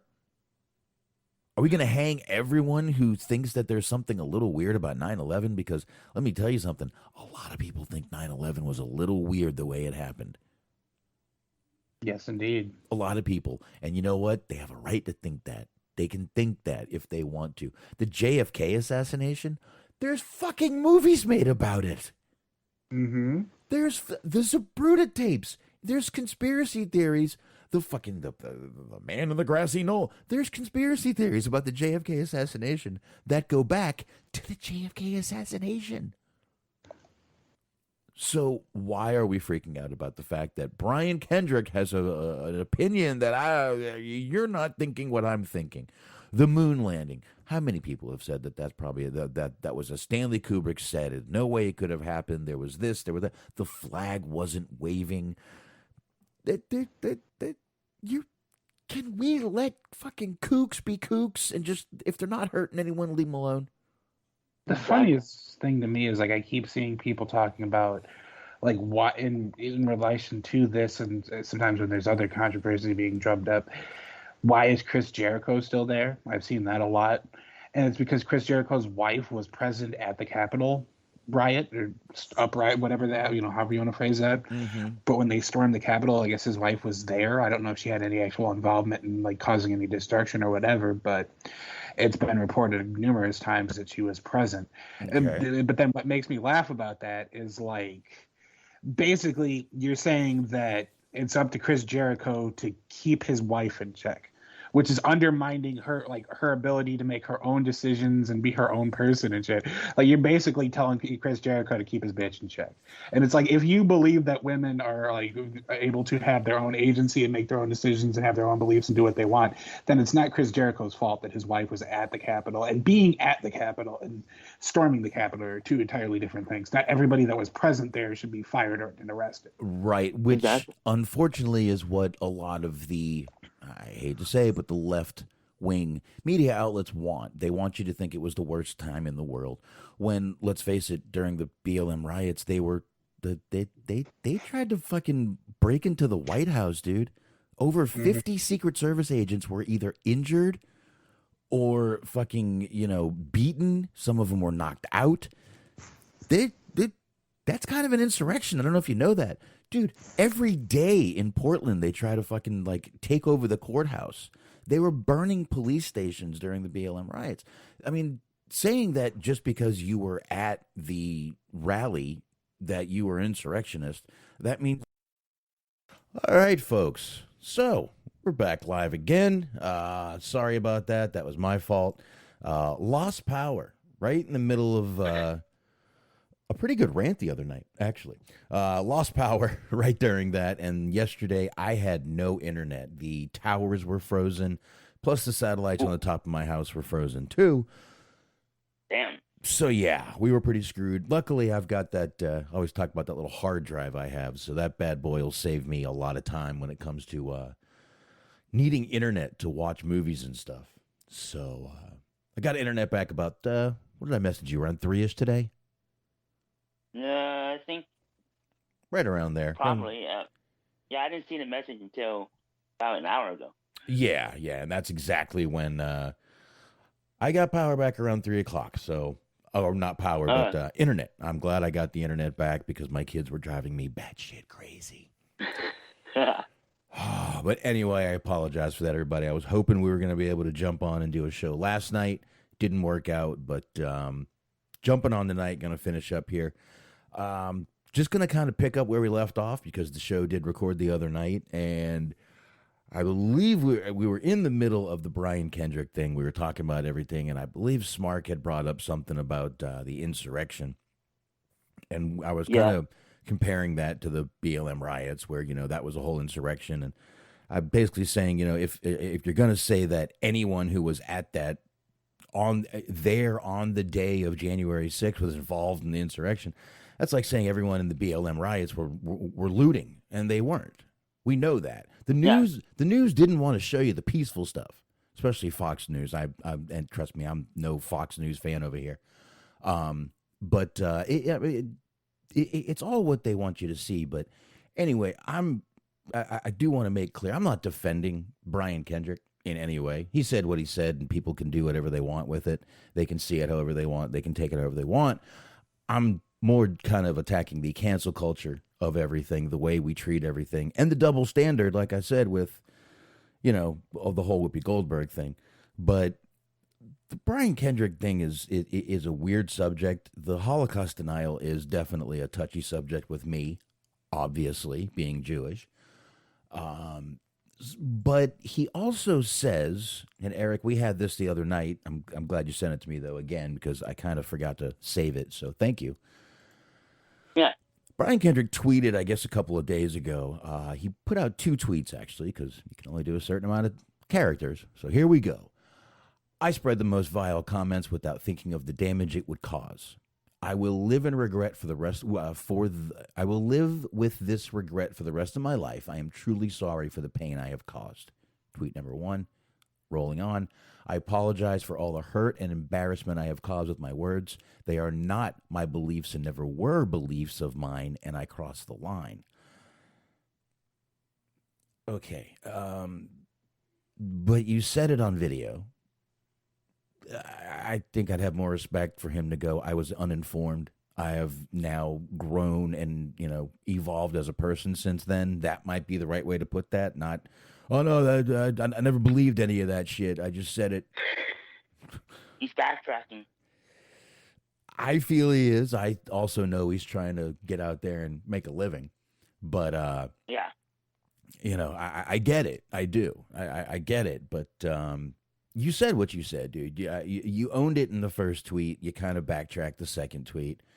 Just own it. Look, I was uninformed. I've, like I said, grown as a person. I've evolved. I've been, studying this. I don't care if you're fucking lying. Say you're studying the fucking situation. I mean, just something. But I do get where Tony Khan did what he did. Tony Khan, I mean, let's face it, AEW, Eric, is kind of a progressive type company. I believe that's kind of what I call them. Yeah. And I get what he did.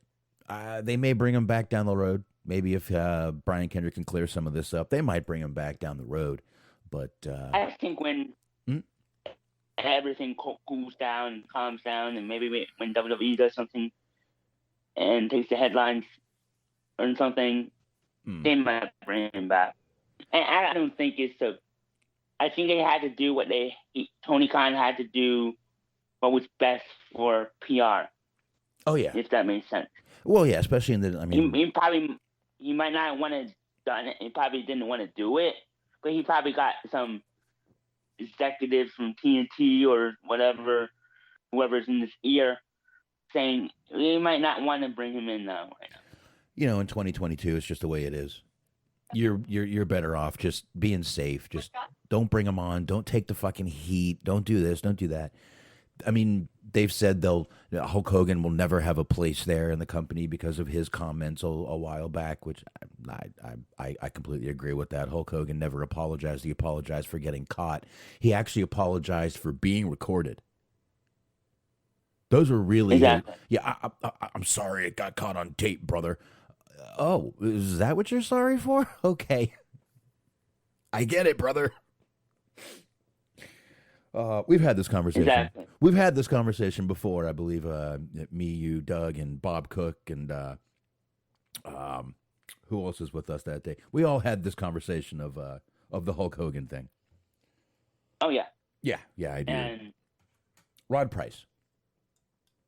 Rod Price, yeah. Yeah, it was Bob Cook and Rod Price. So yeah, we had this whole conversation. But anyway, I've really got nothing more on the Brian Kendrick thing. I get where Tony Khan's coming from here, and I know I was on a little rant the other night. Sorry about that, but I don't know. Don't have the energy. When you were, I was going to ask you. Uh-huh. The LA riots was probably worse than the January 6th, right? You were around. You're older than me and smart, so you're more aware of the LA riots and you know more about that.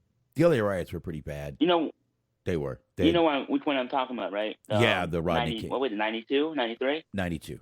92. April 26, 1992. Yeah. Sublime has. Wow. Rome was at the 30th anniversary. Ah, there you go. Sublime has a song named that. That's the only reason I remember that date. Yeah. So that's why I remember the date. But those were really, you know what? I would say they probably were. I mean, you literally, and I'm not picking out race or being, you had the Koreans up on rooftops with fucking rifles waiting to fucking shoot someone that came near their store. It was a pretty bad time back in those 90s. Back in LA, and yeah, it got pretty violent, and I would say yes, it probably was worse, especially damage wise.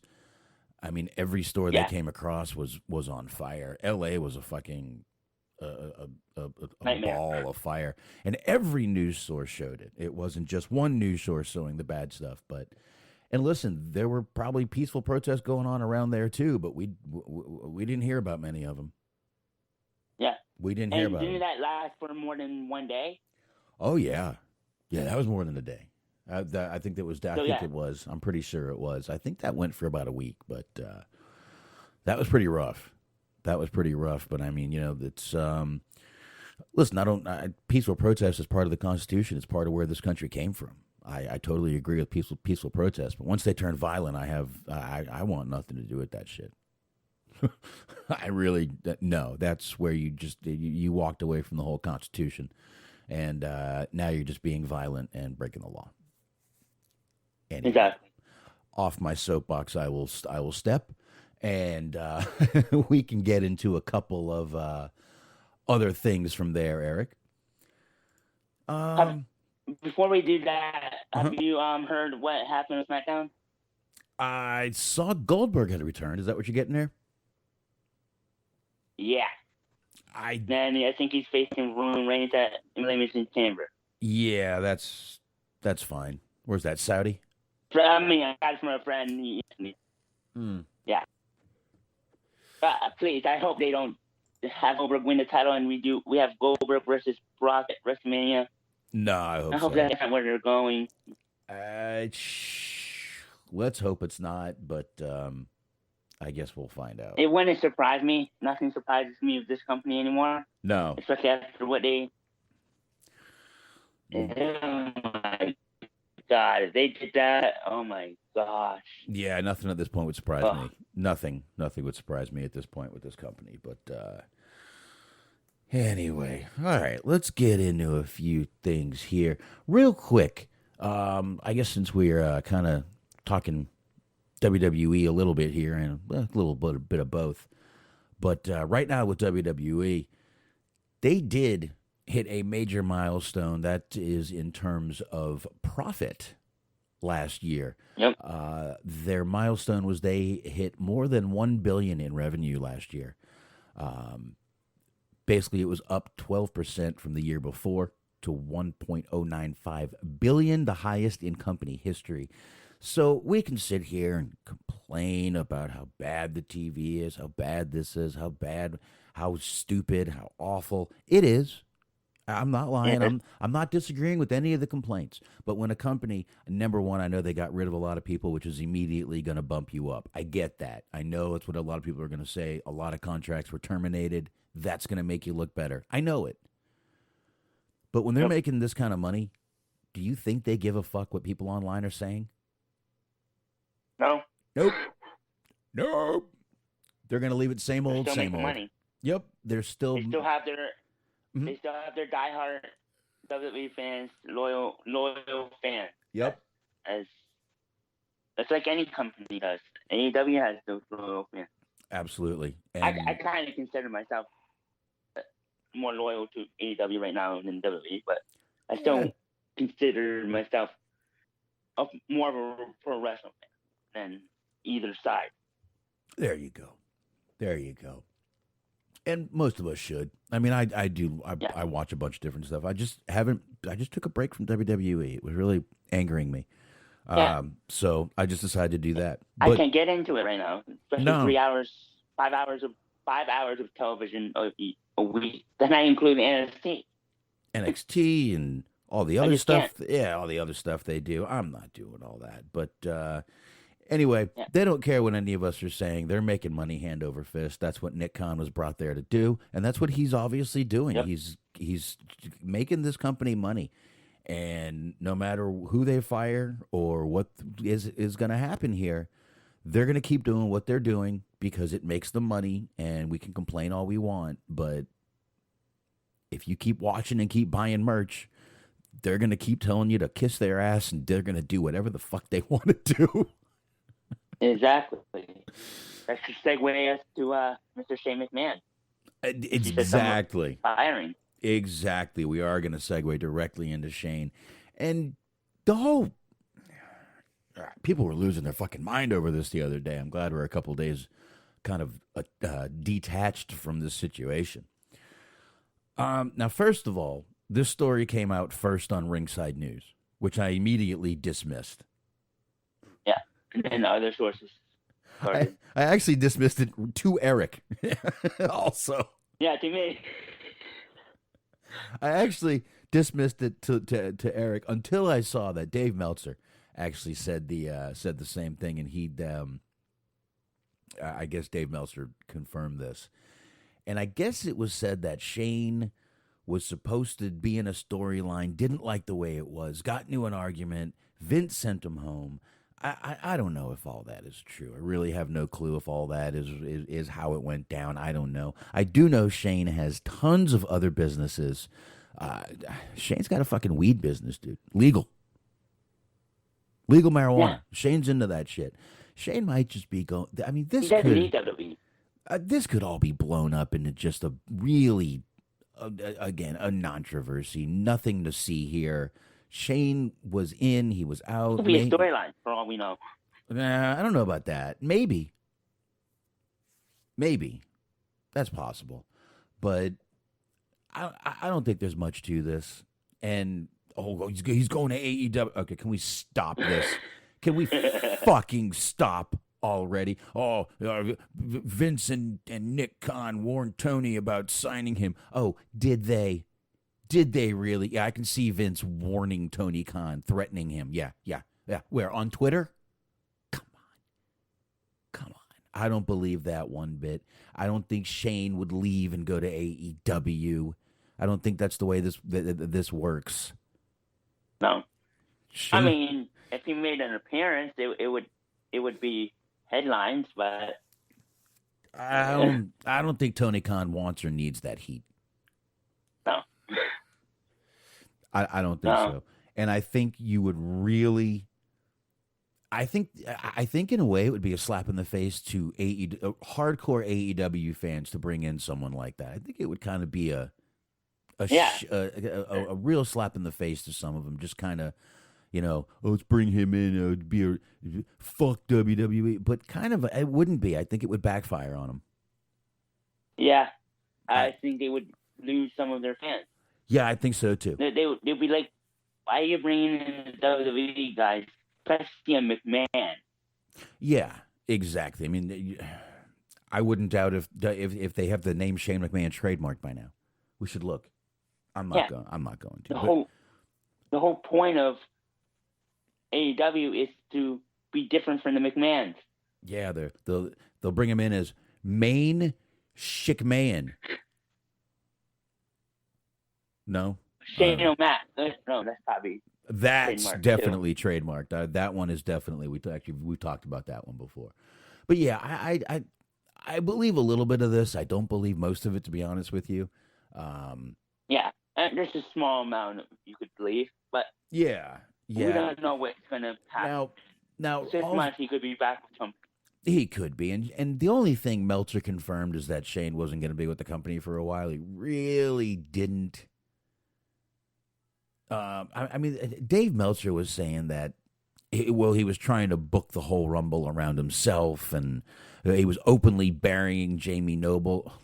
Come on, it's Jamie Noble.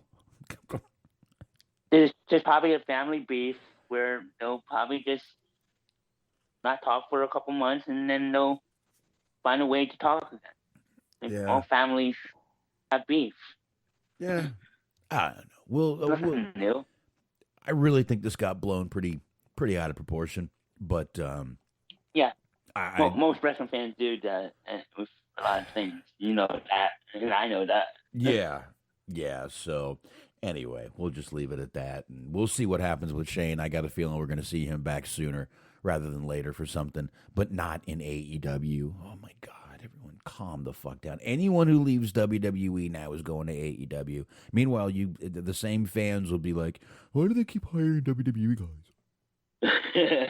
Then it's like, oh my God, he's going to AEW. No, stop. Make up your fucking mind. Enjoy. Smoke a joint. Take it easy. Take chill pill. Everything doesn't need to be AEW or WWE. There's other companies out there. Tony probably needs to stop. I'm not saying he's going there, but AEW needs to stop. They need to stop hiring people. Let's be honest. Yeah. But anyway, off of that, but kind of rolling with it. Speaking of some trademarks, AEW stars are actually filing for trademarks by themselves, not with AEW. They're filing for things on their own. Taz, Red Velvet, Dax Harwood. All filed for new trademarks with the trademark office. And they used the famed gimmick attorney, Mike Dawkins. He actually is known as the gimmick attorney for these trademark things. Let's see here. Taz filed for the human suplex machine. A phrase he's used. I got a feeling they might start using that for old Hook there, and Taz just wants to go ahead and own that one right there. Let's see, we got a few more here. AEW rumored that there was the name that AEW itself did file for one term called Paragon. They're saying that term that could be used for Cole Fish and O'Reilly over there. Dax Harwood went to get his name trademarked, and Red Velvet also trying to trademark her name, Red Velvet. So there you go. Pretty fucking awesome right there. These guys are just taking it over themselves, doing it before anyone else does. And, you know, I figured WWE might have that human suplex machine, but they probably abandoned that years ago. They probably did. They probably did. So no big deal. Who gives a shit about that? But anyway, you know what? I got some audio that I had to play the other night too. And I know we're kind of going through this, but we just needed to get this show done, guys. You know that. Exactly. All right. Here we go. Let's see. I've got some audio. You know, we've talked about, actually, we just a few minutes ago talked about, you know, WWE, NXT, not being the same also. You know, we talked about WWE no matter what we complain about. Now, Corey Taylor, I don't know if you guys know who he is. He's of Slipknot. He's the lead singer of Slipknot. He also is a big wrestling fan, and he was asked at a small cruise he was on called Shiprocked 2022, man. What do you think of that? Shiprocked. Well, he was asked... Yeah, Shiprocked, man. Well, he was asked about NXT, and he gave his thoughts. And this is pretty good audio. It's not that bad, so here we go. I'm going to let this play. I mean, I haven't even watched the 2.0. To me, it just looks like WWE Light, to be honest. And That's not always bad, but the great thing about NXT was it didn't feel developmental. Right. It felt like you were getting a whole different company. You were getting a whole different promotion, man. And to me, the wrestling wasn't as stiff. The wrestling was exciting. They let the wrestlers be themselves. But sadly, once all of my favorite wrestlers from NXT, once they got called up, they didn't do anything with them. Right. They didn't do anything with them. When they got to the fucking main roster. Yeah. I'm gonna nerd out, guys. I'm sorry.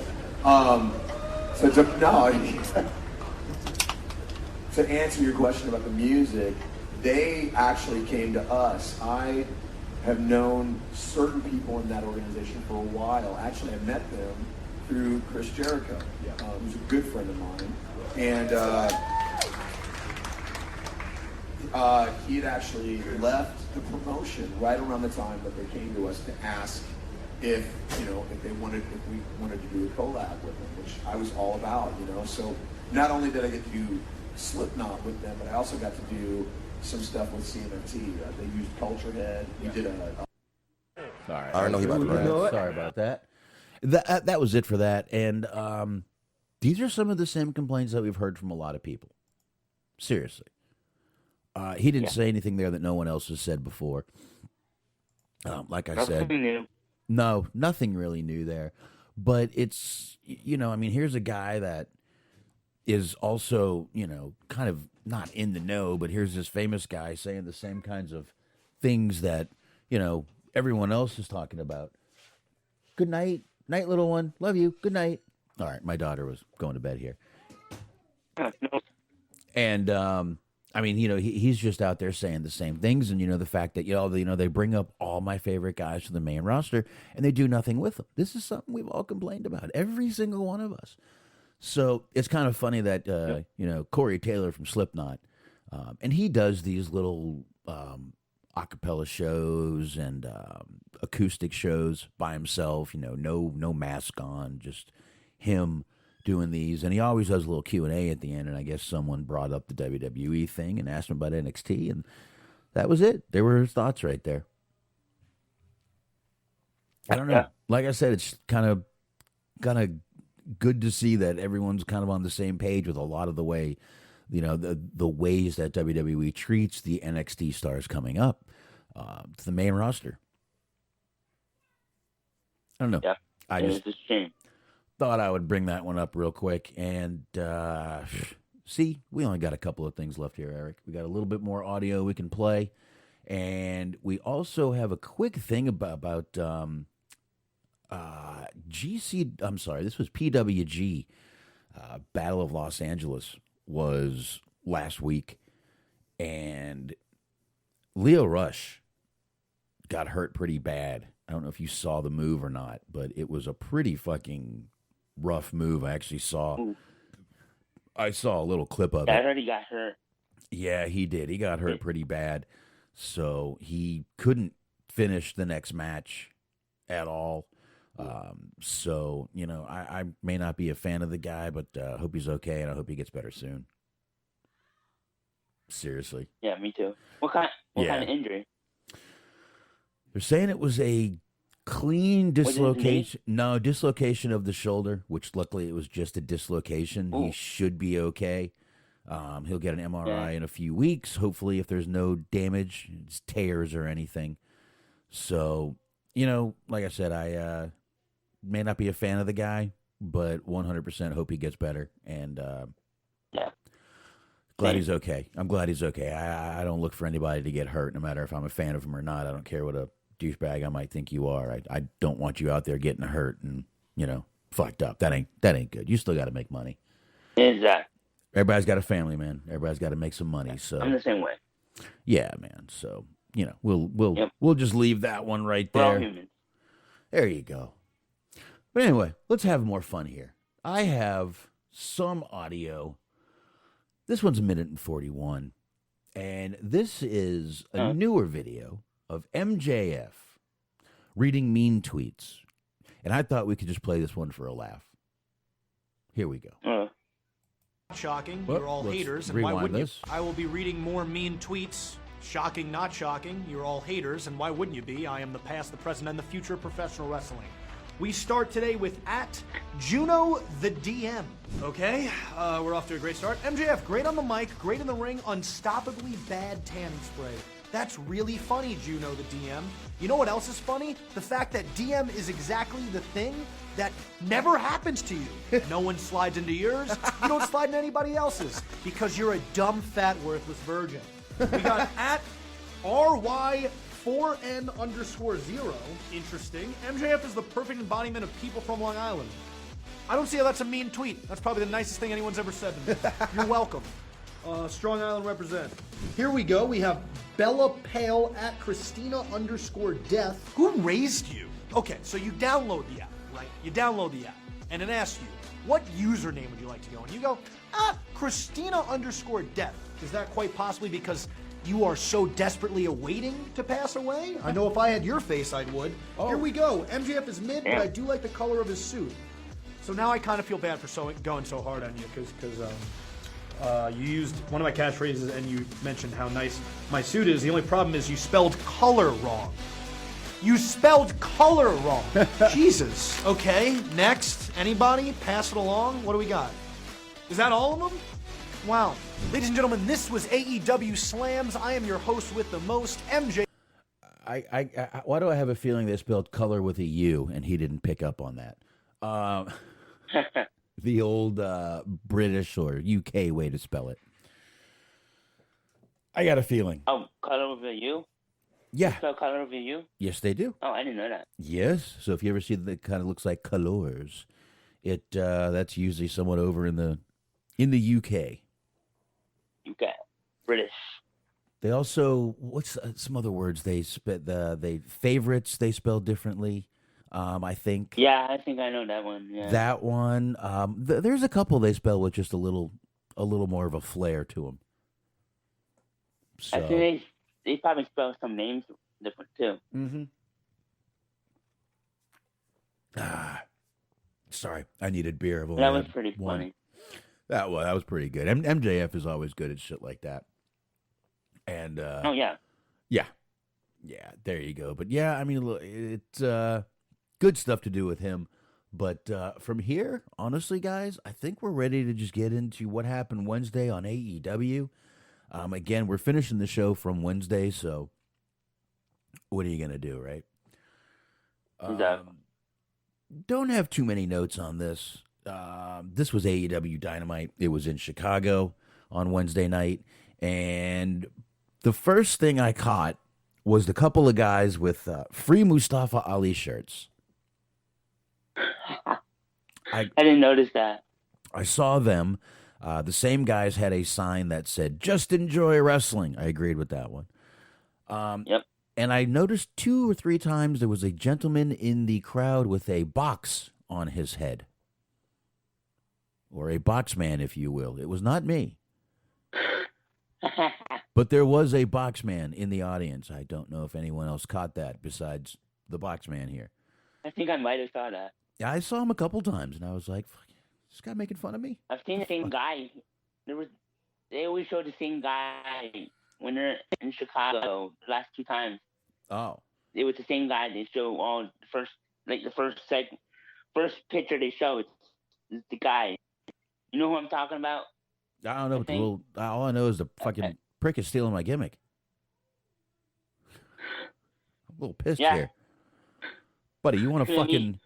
buddy, you want to fight to the death for this name? Fucking let's do this. Maybe he's a fan of yours. Oh, then thank you. If you might be listening now. Whichever one is true, take whichever comment you'd like to. How's that? Just... If you're making fun of me, if you're making fun of me, take the first one. If you're not, the second one. Thank you. But anyway, I did notice the box man in the crowd. We can move on from that. This started out. Now, this was supposed to be Jon Moxley and Brian Kendrick, but when Brian Kendrick was pulled, they decided to throw in Wheeler Utah of the best friends fame. I guess now. I don't know how people just come in and they're with the best friends and best friend circle. They just friend everybody. It's the way it works. Danhausen down there having a good time. He's such a funny character. Now can't wait to see him in the ring. It's going to be a little while because he's still hurt. So now Moxley did win this match. I got to admit, I was kind of watching the match more than taking notes on the match. But he goes, he's celebrating. He turns around. There goes Bryan Danielson, just standing there behind him, like, very good. You know that little kind of shit-eating grin he has. Yep, I love it. Oh, and with the beard, it looks even better. Oh yeah, it's so different and refreshing. Yeah. It's definitely pretty cool. But you get a little stare down between the two of them. Bryan starts asking the crowd, "You want to see us fight?" Of course, they chant yes, just like he wants them to. Of course. Palm of his hand, the crowd, the palm of his hand, sir. Yep. Now he puts over Moxley. And he knows that. That's why he does it. Most definitely. He knows what he's doing. He puts over Moxley most of the time in this promo here. He says he has respect for him and said they shouldn't be fighting each other. They should be fighting together. And kind of tries to recruit Moxley into what could be shit. We saw we just talked about the trademark for Paragon. Bryan Danielson starting his own little faction could be an interesting little thing, is all I'm saying. Oh yeah, great. Yeah, I'd be down. I'm hoping Moxley does join him. I think, but then you'll have your fans. Oh look, WWE are joining forces. AEW. Yeah, you're sticking together like always. I know. You're gonna get that no matter what you do, man. But I did like that Bryan called. You should try to recruit. Try to recruit who? Oh, sorry. Go ahead. No. They're gonna try to recruit who? Okay. CM Punk. I don't know about that. Maybe. I think Punk's better on his own right now. I don't think they should try to do anything with him. Nothing at all. Leave him the way he is. Yeah, he's kind of the old grizzled veteran they can leave in there. So we'll see. But I don't think so. I did like that he called Hangman Page a millennial cowboy. That was just a funny little line there. Just basically talked about mentoring some younger guys, Lee Moriarty, some other younger guys, and just told Mox to think about it. And I guess we'll see what happens next week with that. So, boy, of course, one of two ways it's going to happen. Either Mox says no, maybe start a feud, or says yes. And then you'll have an interesting take when Eddie Kingston comes back, because he's best friends with Mox, and he had the feud with Danielson. Yeah, but looks like right now. It looks like they got Kingston in there with Jericho, and it looks like I don't know what they're going to do. Yeah. We'll see what they're going to do with the whole inner circle thing. I think this is going to be a huge disappointment, but that's just me. So. Anyway, boy, you want to talk about waking this fucking crowd up. Brandy is in the ring with Dan Lambert. Ooh, boy.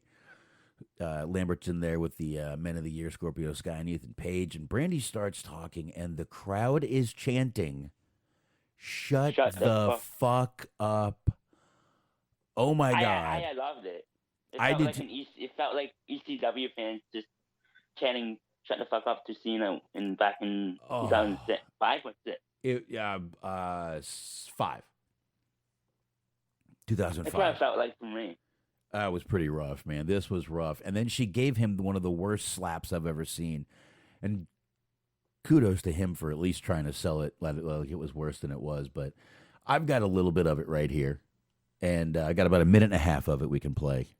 And, I mean, Lambert just slayed her on the microphone. They need to not put her in the ring with him, because Lambert is too good. And she is so bad. Below average. I'll put it nicely. Below average.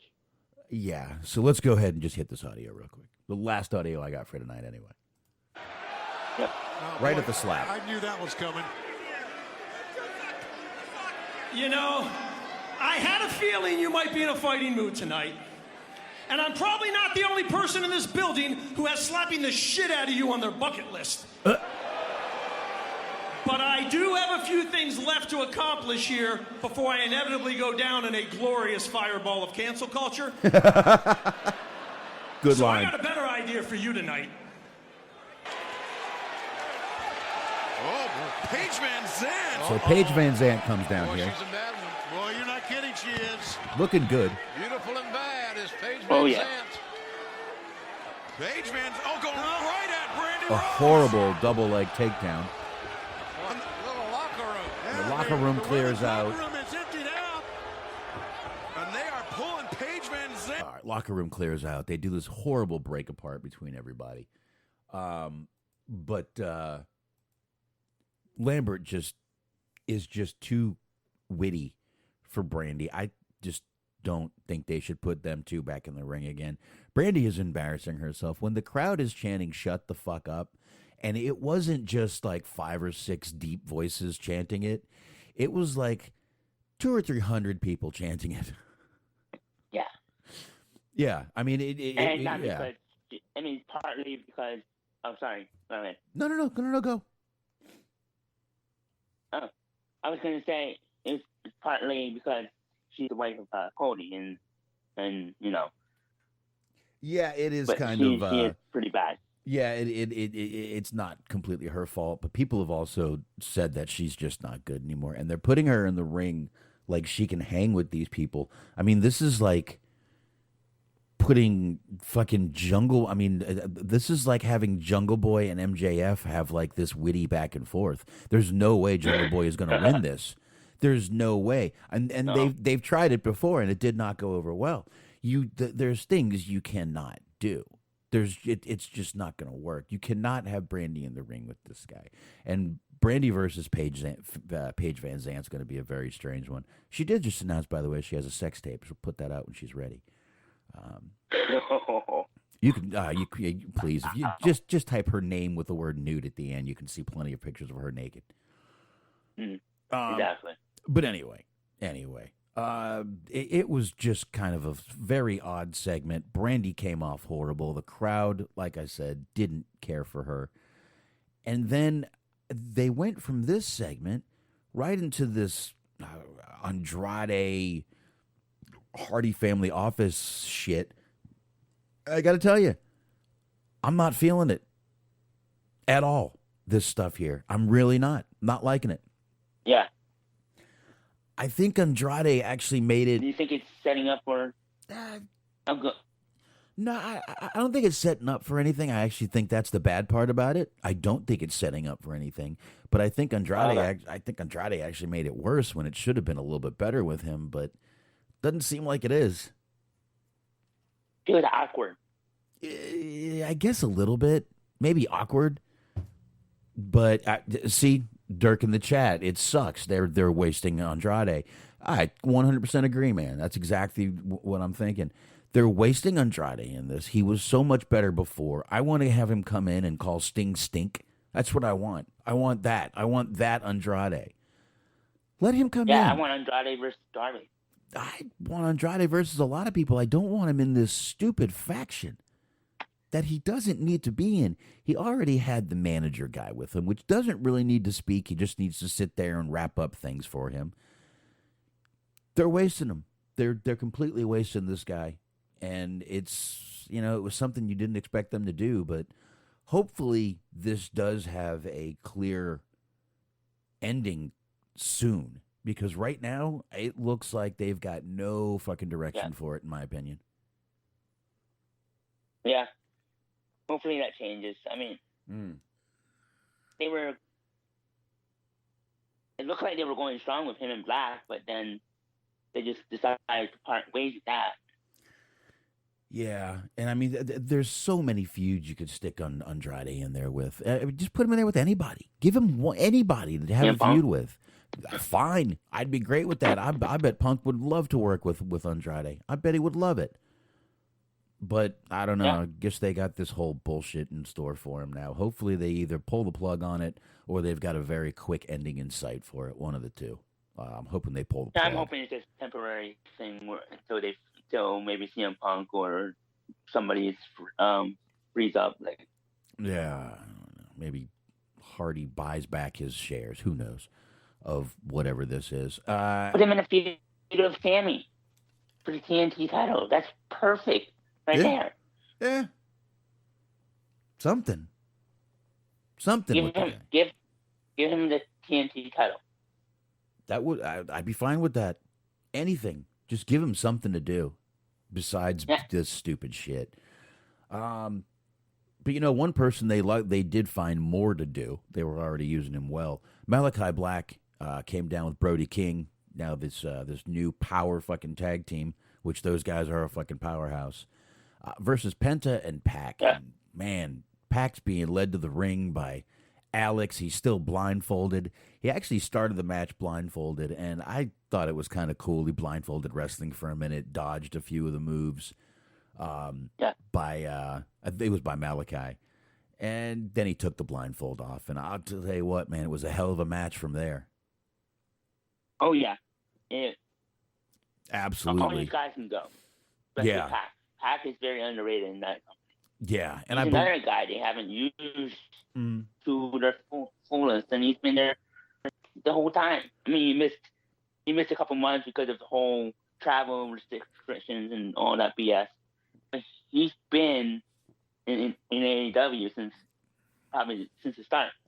Yeah, and that's really why I'm not putting a lot of this on AEW. The guy did have a lot of travel problems, getting back and forth during the COVID thing.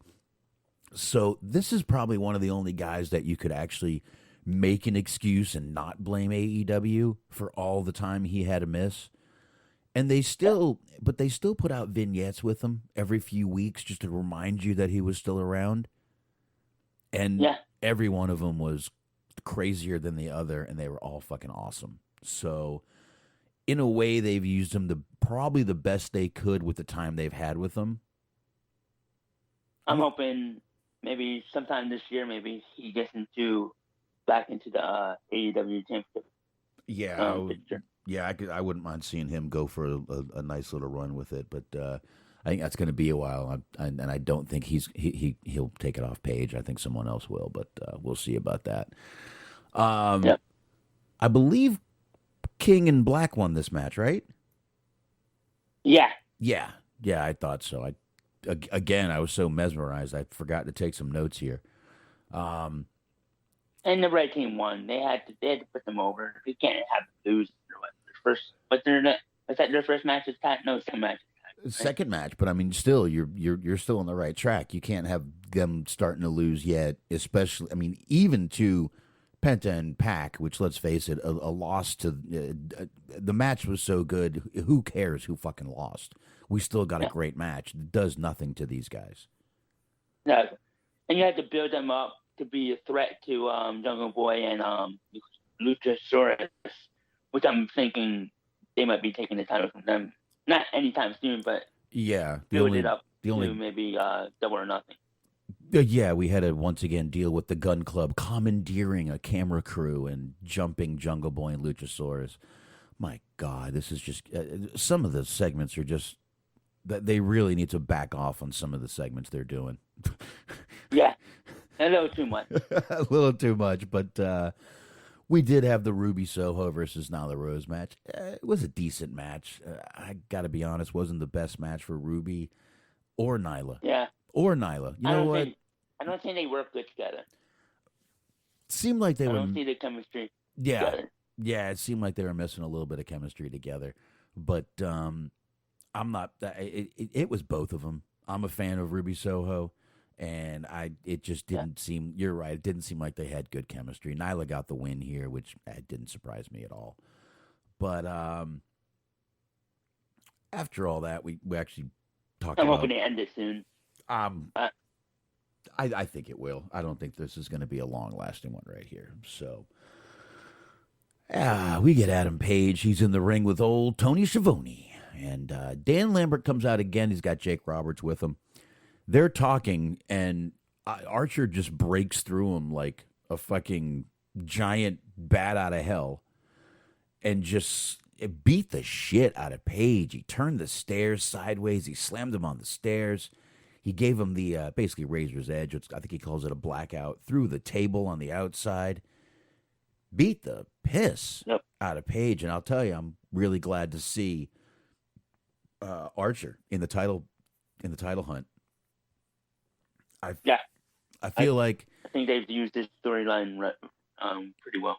I feel like they've had a real problem using larger guys as a whole, all of them, not just Archer, but I mean Archer, Brian Cage, and really any of the bigger guys. Even Malachi Black, they were kind of floundering there before they brought Brody King in and just said, "Here, tag team, do what you guys do." Yeah, and Wardlow until now. Wardlow until now, you're right. And I got a feeling a lot of this is him and MJF coming up with this, with a lot of the ideas for that storyline. But I think they've had a big problem using larger guys. And Archer is definitely a big son of a bitch, and he always was. So glad to He's see one him. guy you don't want to mess with. Yep. I'm glad to see him in the title hunt. I don't care if he wins it or not. I'm just glad to see him somewhere in that title hunt, and I'm glad they're finally using a big guy the way they should. Exactly, and that match next week is going to be a killer. Yeah, especially Texas that match. I think if it's Archer round, I think Paige is going to do well in that too. Yeah, that should be coming up next Wednesday. You're right. You're right, sir. So, all right. We go from there. Jericho, he's talking. He's telling Santana and Ortiz, "I'm mad at you guys. You guys went against me. Man. And then he calls for this whole inner circle meeting next week. In-ring meeting. Sorry about that.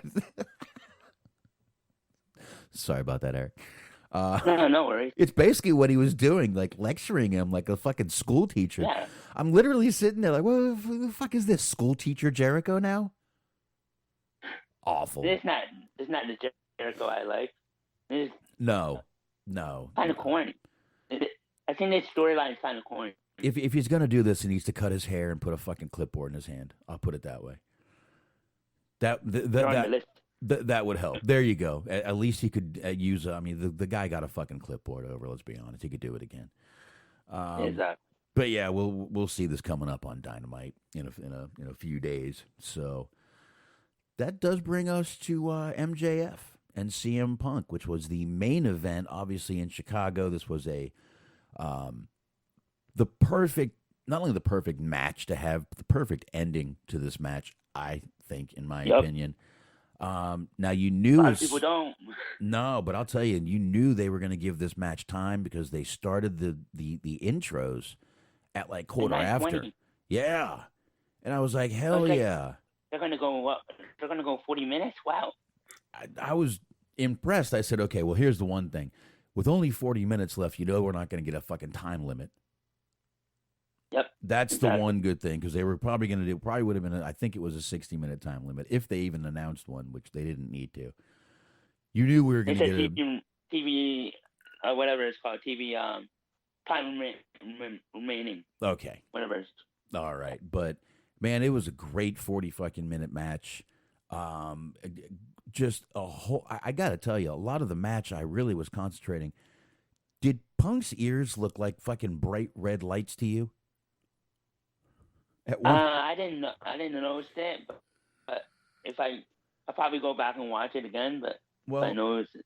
I always worry about Punk's ears because one of them did explode in UFC. Ooh, yeah.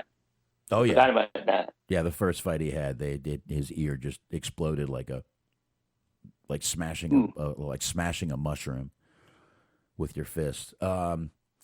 But anyway, it was match went back and forth again. I was really too interested to take notes on the whole match. It was a really good match. MJF had Punk in a submission at one point. The ref did the arm check. I got to admit, whenever the ref does the arm check, I get a little nostalgic. I get a little choked up maybe. I love the arm check. I really do. I don't know why. It's a very small thing that just, I love that small attention to detail. We don't see it much anymore. Oh, yeah. We don't see it much. We don't see it that much anymore. I like it too.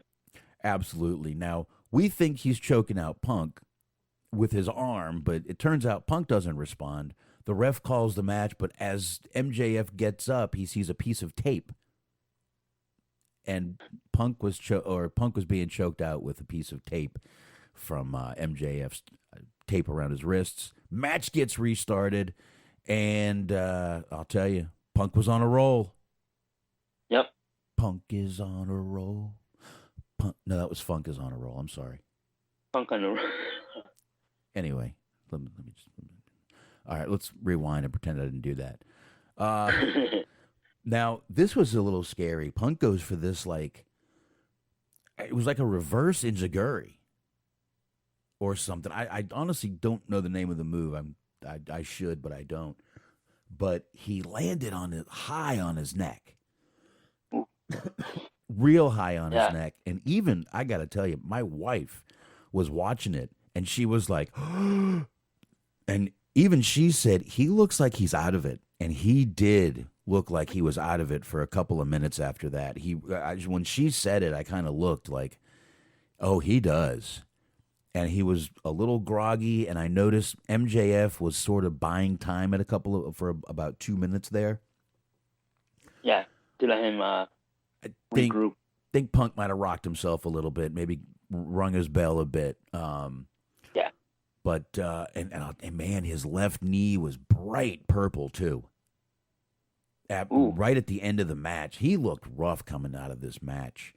But Wardlow came walking down at that point. Again, I think this might have been a little bit of a time waster. He walks down. He looks confused. He gets in the ring and he gets in Punk's face, and then he just walks out. Even with all that, MJF still managed to pin Punk, and a lot of people, again, pissed off. They pinned him in his hometown. This is WWE shit, embarrassing people in their hometown. It's called heel heat. I will bet the hero in his hometown. I would bet you money this was Punk's idea to lose this match in his hometown. Yeah, it makes MJF a bigger douchebag than he is. Beating a hero in his hometown. Yep. The prodigal son returns home to Chicago and loses his first match in AEW in his hometown. Yep. You can't get more heat than that. No, this was beautiful. And I loved it. I love Punk, but I love that they went this direction. No, I think this was the right way to go. Like you said it right there. Yeah. You know, Punk is there to put over younger talent. We've seen this. We know this. That's why he came in. That's why he worked with Darby Allin. That's why he was having matches with younger guys that people were like, well, why isn't he going for the championship? He doesn't fucking have to. This was his first big feud. Nothing against Darby, but this was his first major feud. Yeah. Yeah, it really was. It was. And I mean, great back and forth the whole time between these two. But when it comes down to it, this was the right move to do. It makes MJF that much more of a heel like he's supposed to be. It just puts him over on so many different levels. And Punk can come out, and this feud should continue. To Revolution. Yes, this should continue, and I hope it does. Punk has to win back, and then they'll have a third match, probably like in a stipulation, and MJF wins that, just like due to Jericho. Yep. And once again, Jericho probably they kind of messed that up because they put themselves against the wall with stipulation. Right. Retirement. We all knew Jericho was not gonna lose that, but. Otherwise, MJF won that feud too. Yeah, exactly. Yeah, I mean, it was the right move to do. Like I said, I saw people complaining. You knew they would. Oh yeah, I saw a lot of people with that. Yeah, but heat. This is how you get heat. Exactly, dude. This is wrestling. Yeah. I hate to tell you, this is wrestling. So. This is exactly how it should have gone, in my opinion. I like it. and if Punk won, the feud probably would have ended. So let's be happy, actually, and just keep the feud going after this. And that was it. Punk winning would have been predictable. It would have been. They don't do predictable. You're right. It definitely would have been. And like I said, I think they went the right way here. Punk getting his first loss in Chicago by MJF in front of the hometown crowd. Everything about this said MJF should win. If MJF was the baby face and Punk was the heel, it probably could have gone the same way. Yeah. But I doubt it would have. I think with MJF being the heel, this is the right move. So trying to make MJF the biggest, trying to make the MJF the top heel of the company, and he is. Yeah, most trying definitely. To set him up to face. I think they're trying to set him up to face Warlow, and then eventually Adam Page. Yeah. At least that's what I think they're going. Yeah, they could definitely do something with all this, and we'll definitely see what happens here. But all right, everybody. That's it. That's all we got. Eric couldn't stay on long anyway, and I was hoping Smark was going to join us, but he never got to. I'm glad we got to wrap this show up, and I will be back tomorrow night with a little bit of the old Hollywood hangout. Like I said, I got lazy last week, but still doing Roadhouse, and I will start doing some newer movies. I know I'm kind of doing what I like right now, which, I mean, it's my show. I should do what I like, but I'm going to get into some newer movies, like the new Matrix. I know that was kind of controversial. I want to get into that. And there's a few new movies coming out that actually look very good that I definitely want to get in to start talking about. So join me tomorrow night. The Jackass movie comes out today. That's not one that I was talking about, Eric. Yeah, no, I'm just joking. Honestly, I saw the first one, and I've never seen another one after. I thought they were pretty stupid. I think they're kind of... And at this point, they're just old guys trying to remain relevant, so it doesn't. Yeah. I'm good on the Jackass. I don't know why they're coming up. Why they came out with a new one? They need. Maybe money. I'll see. I don't know. They need money. Yeah. They need money. I mean, you know. It's probably still going to draw a lot of people. It will, and I got no problem with that. You guys go watch what you want, but I will start doing some newer movies on that show. I really, really will. But I do have a list of some movies that I want to get done before I start doing that. I've got Roadhouse on that list for tomorrow night. I've got The Outsiders. That's one that's got so many actors that I'd love to get into on that one. And a few other movies before I get into some new movies. But I'll sprinkle in some new movies with it. And whether you guys like it or not, I'm going to review Grease. I'm going to do it in the next few weeks. Just deal with it. I'm going to fucking do it. Anyway, on that note, Eric, why don't you go ahead and tell them where they can find you, sir? Everything Unscripted Podcast. We just did a show tonight. We did the February 5th 2000 edition of Monday Night Raw threat match. Edge versus Randy Orton versus HBK. The winner got to face John Cena at WrestleMania 23. HBK won. Great match. With solid episode surrounded with Undertaker picking his opponent at WrestleMania, which turned out to be Batista. There was Bobby Lashley versus Kenny Dystra.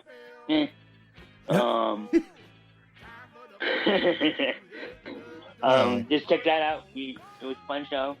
And then tomorrow night, I won't be on because that's work, but listen to Doug, Daniel, and Kenny Lehman. They'll be talking about Batman retrospective.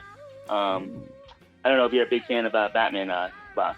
Actually do, and I noticed that there's a new one coming out, The Batman, coming out very soon also. Yeah, so they'll be talking about that. And then Sunday, Mindy and Daniel will be talking about the movie Scared Cast. They'll be talking about this is what I know what you did last summer. I think it's a movie series or something. I mean, I know this movie. I think there was this TV series. And then me and Clint next week, at some point, will be previewing Super Bowl 58 and 56. All right. Awesome, dude. Sounds like a good plan to me. Let me roll through the last little bit here. Ty Marks, Cheeseman, Mojo, and G-Wiz. Great guys over there. You should be listening. You can check them out right here on Mixlr. Just go to Mixlr and search for the Metal Mitt Podcast Network. You'll check those guys out. If you want to check them out live, Sundays, 8:30 p.m. Eastern Time. And Bobby Anthem, Bobby Blades, all you got to do is subscribe to them wherever you get podcasts from. The Inhuman Experience. Check out those Inhumans over there.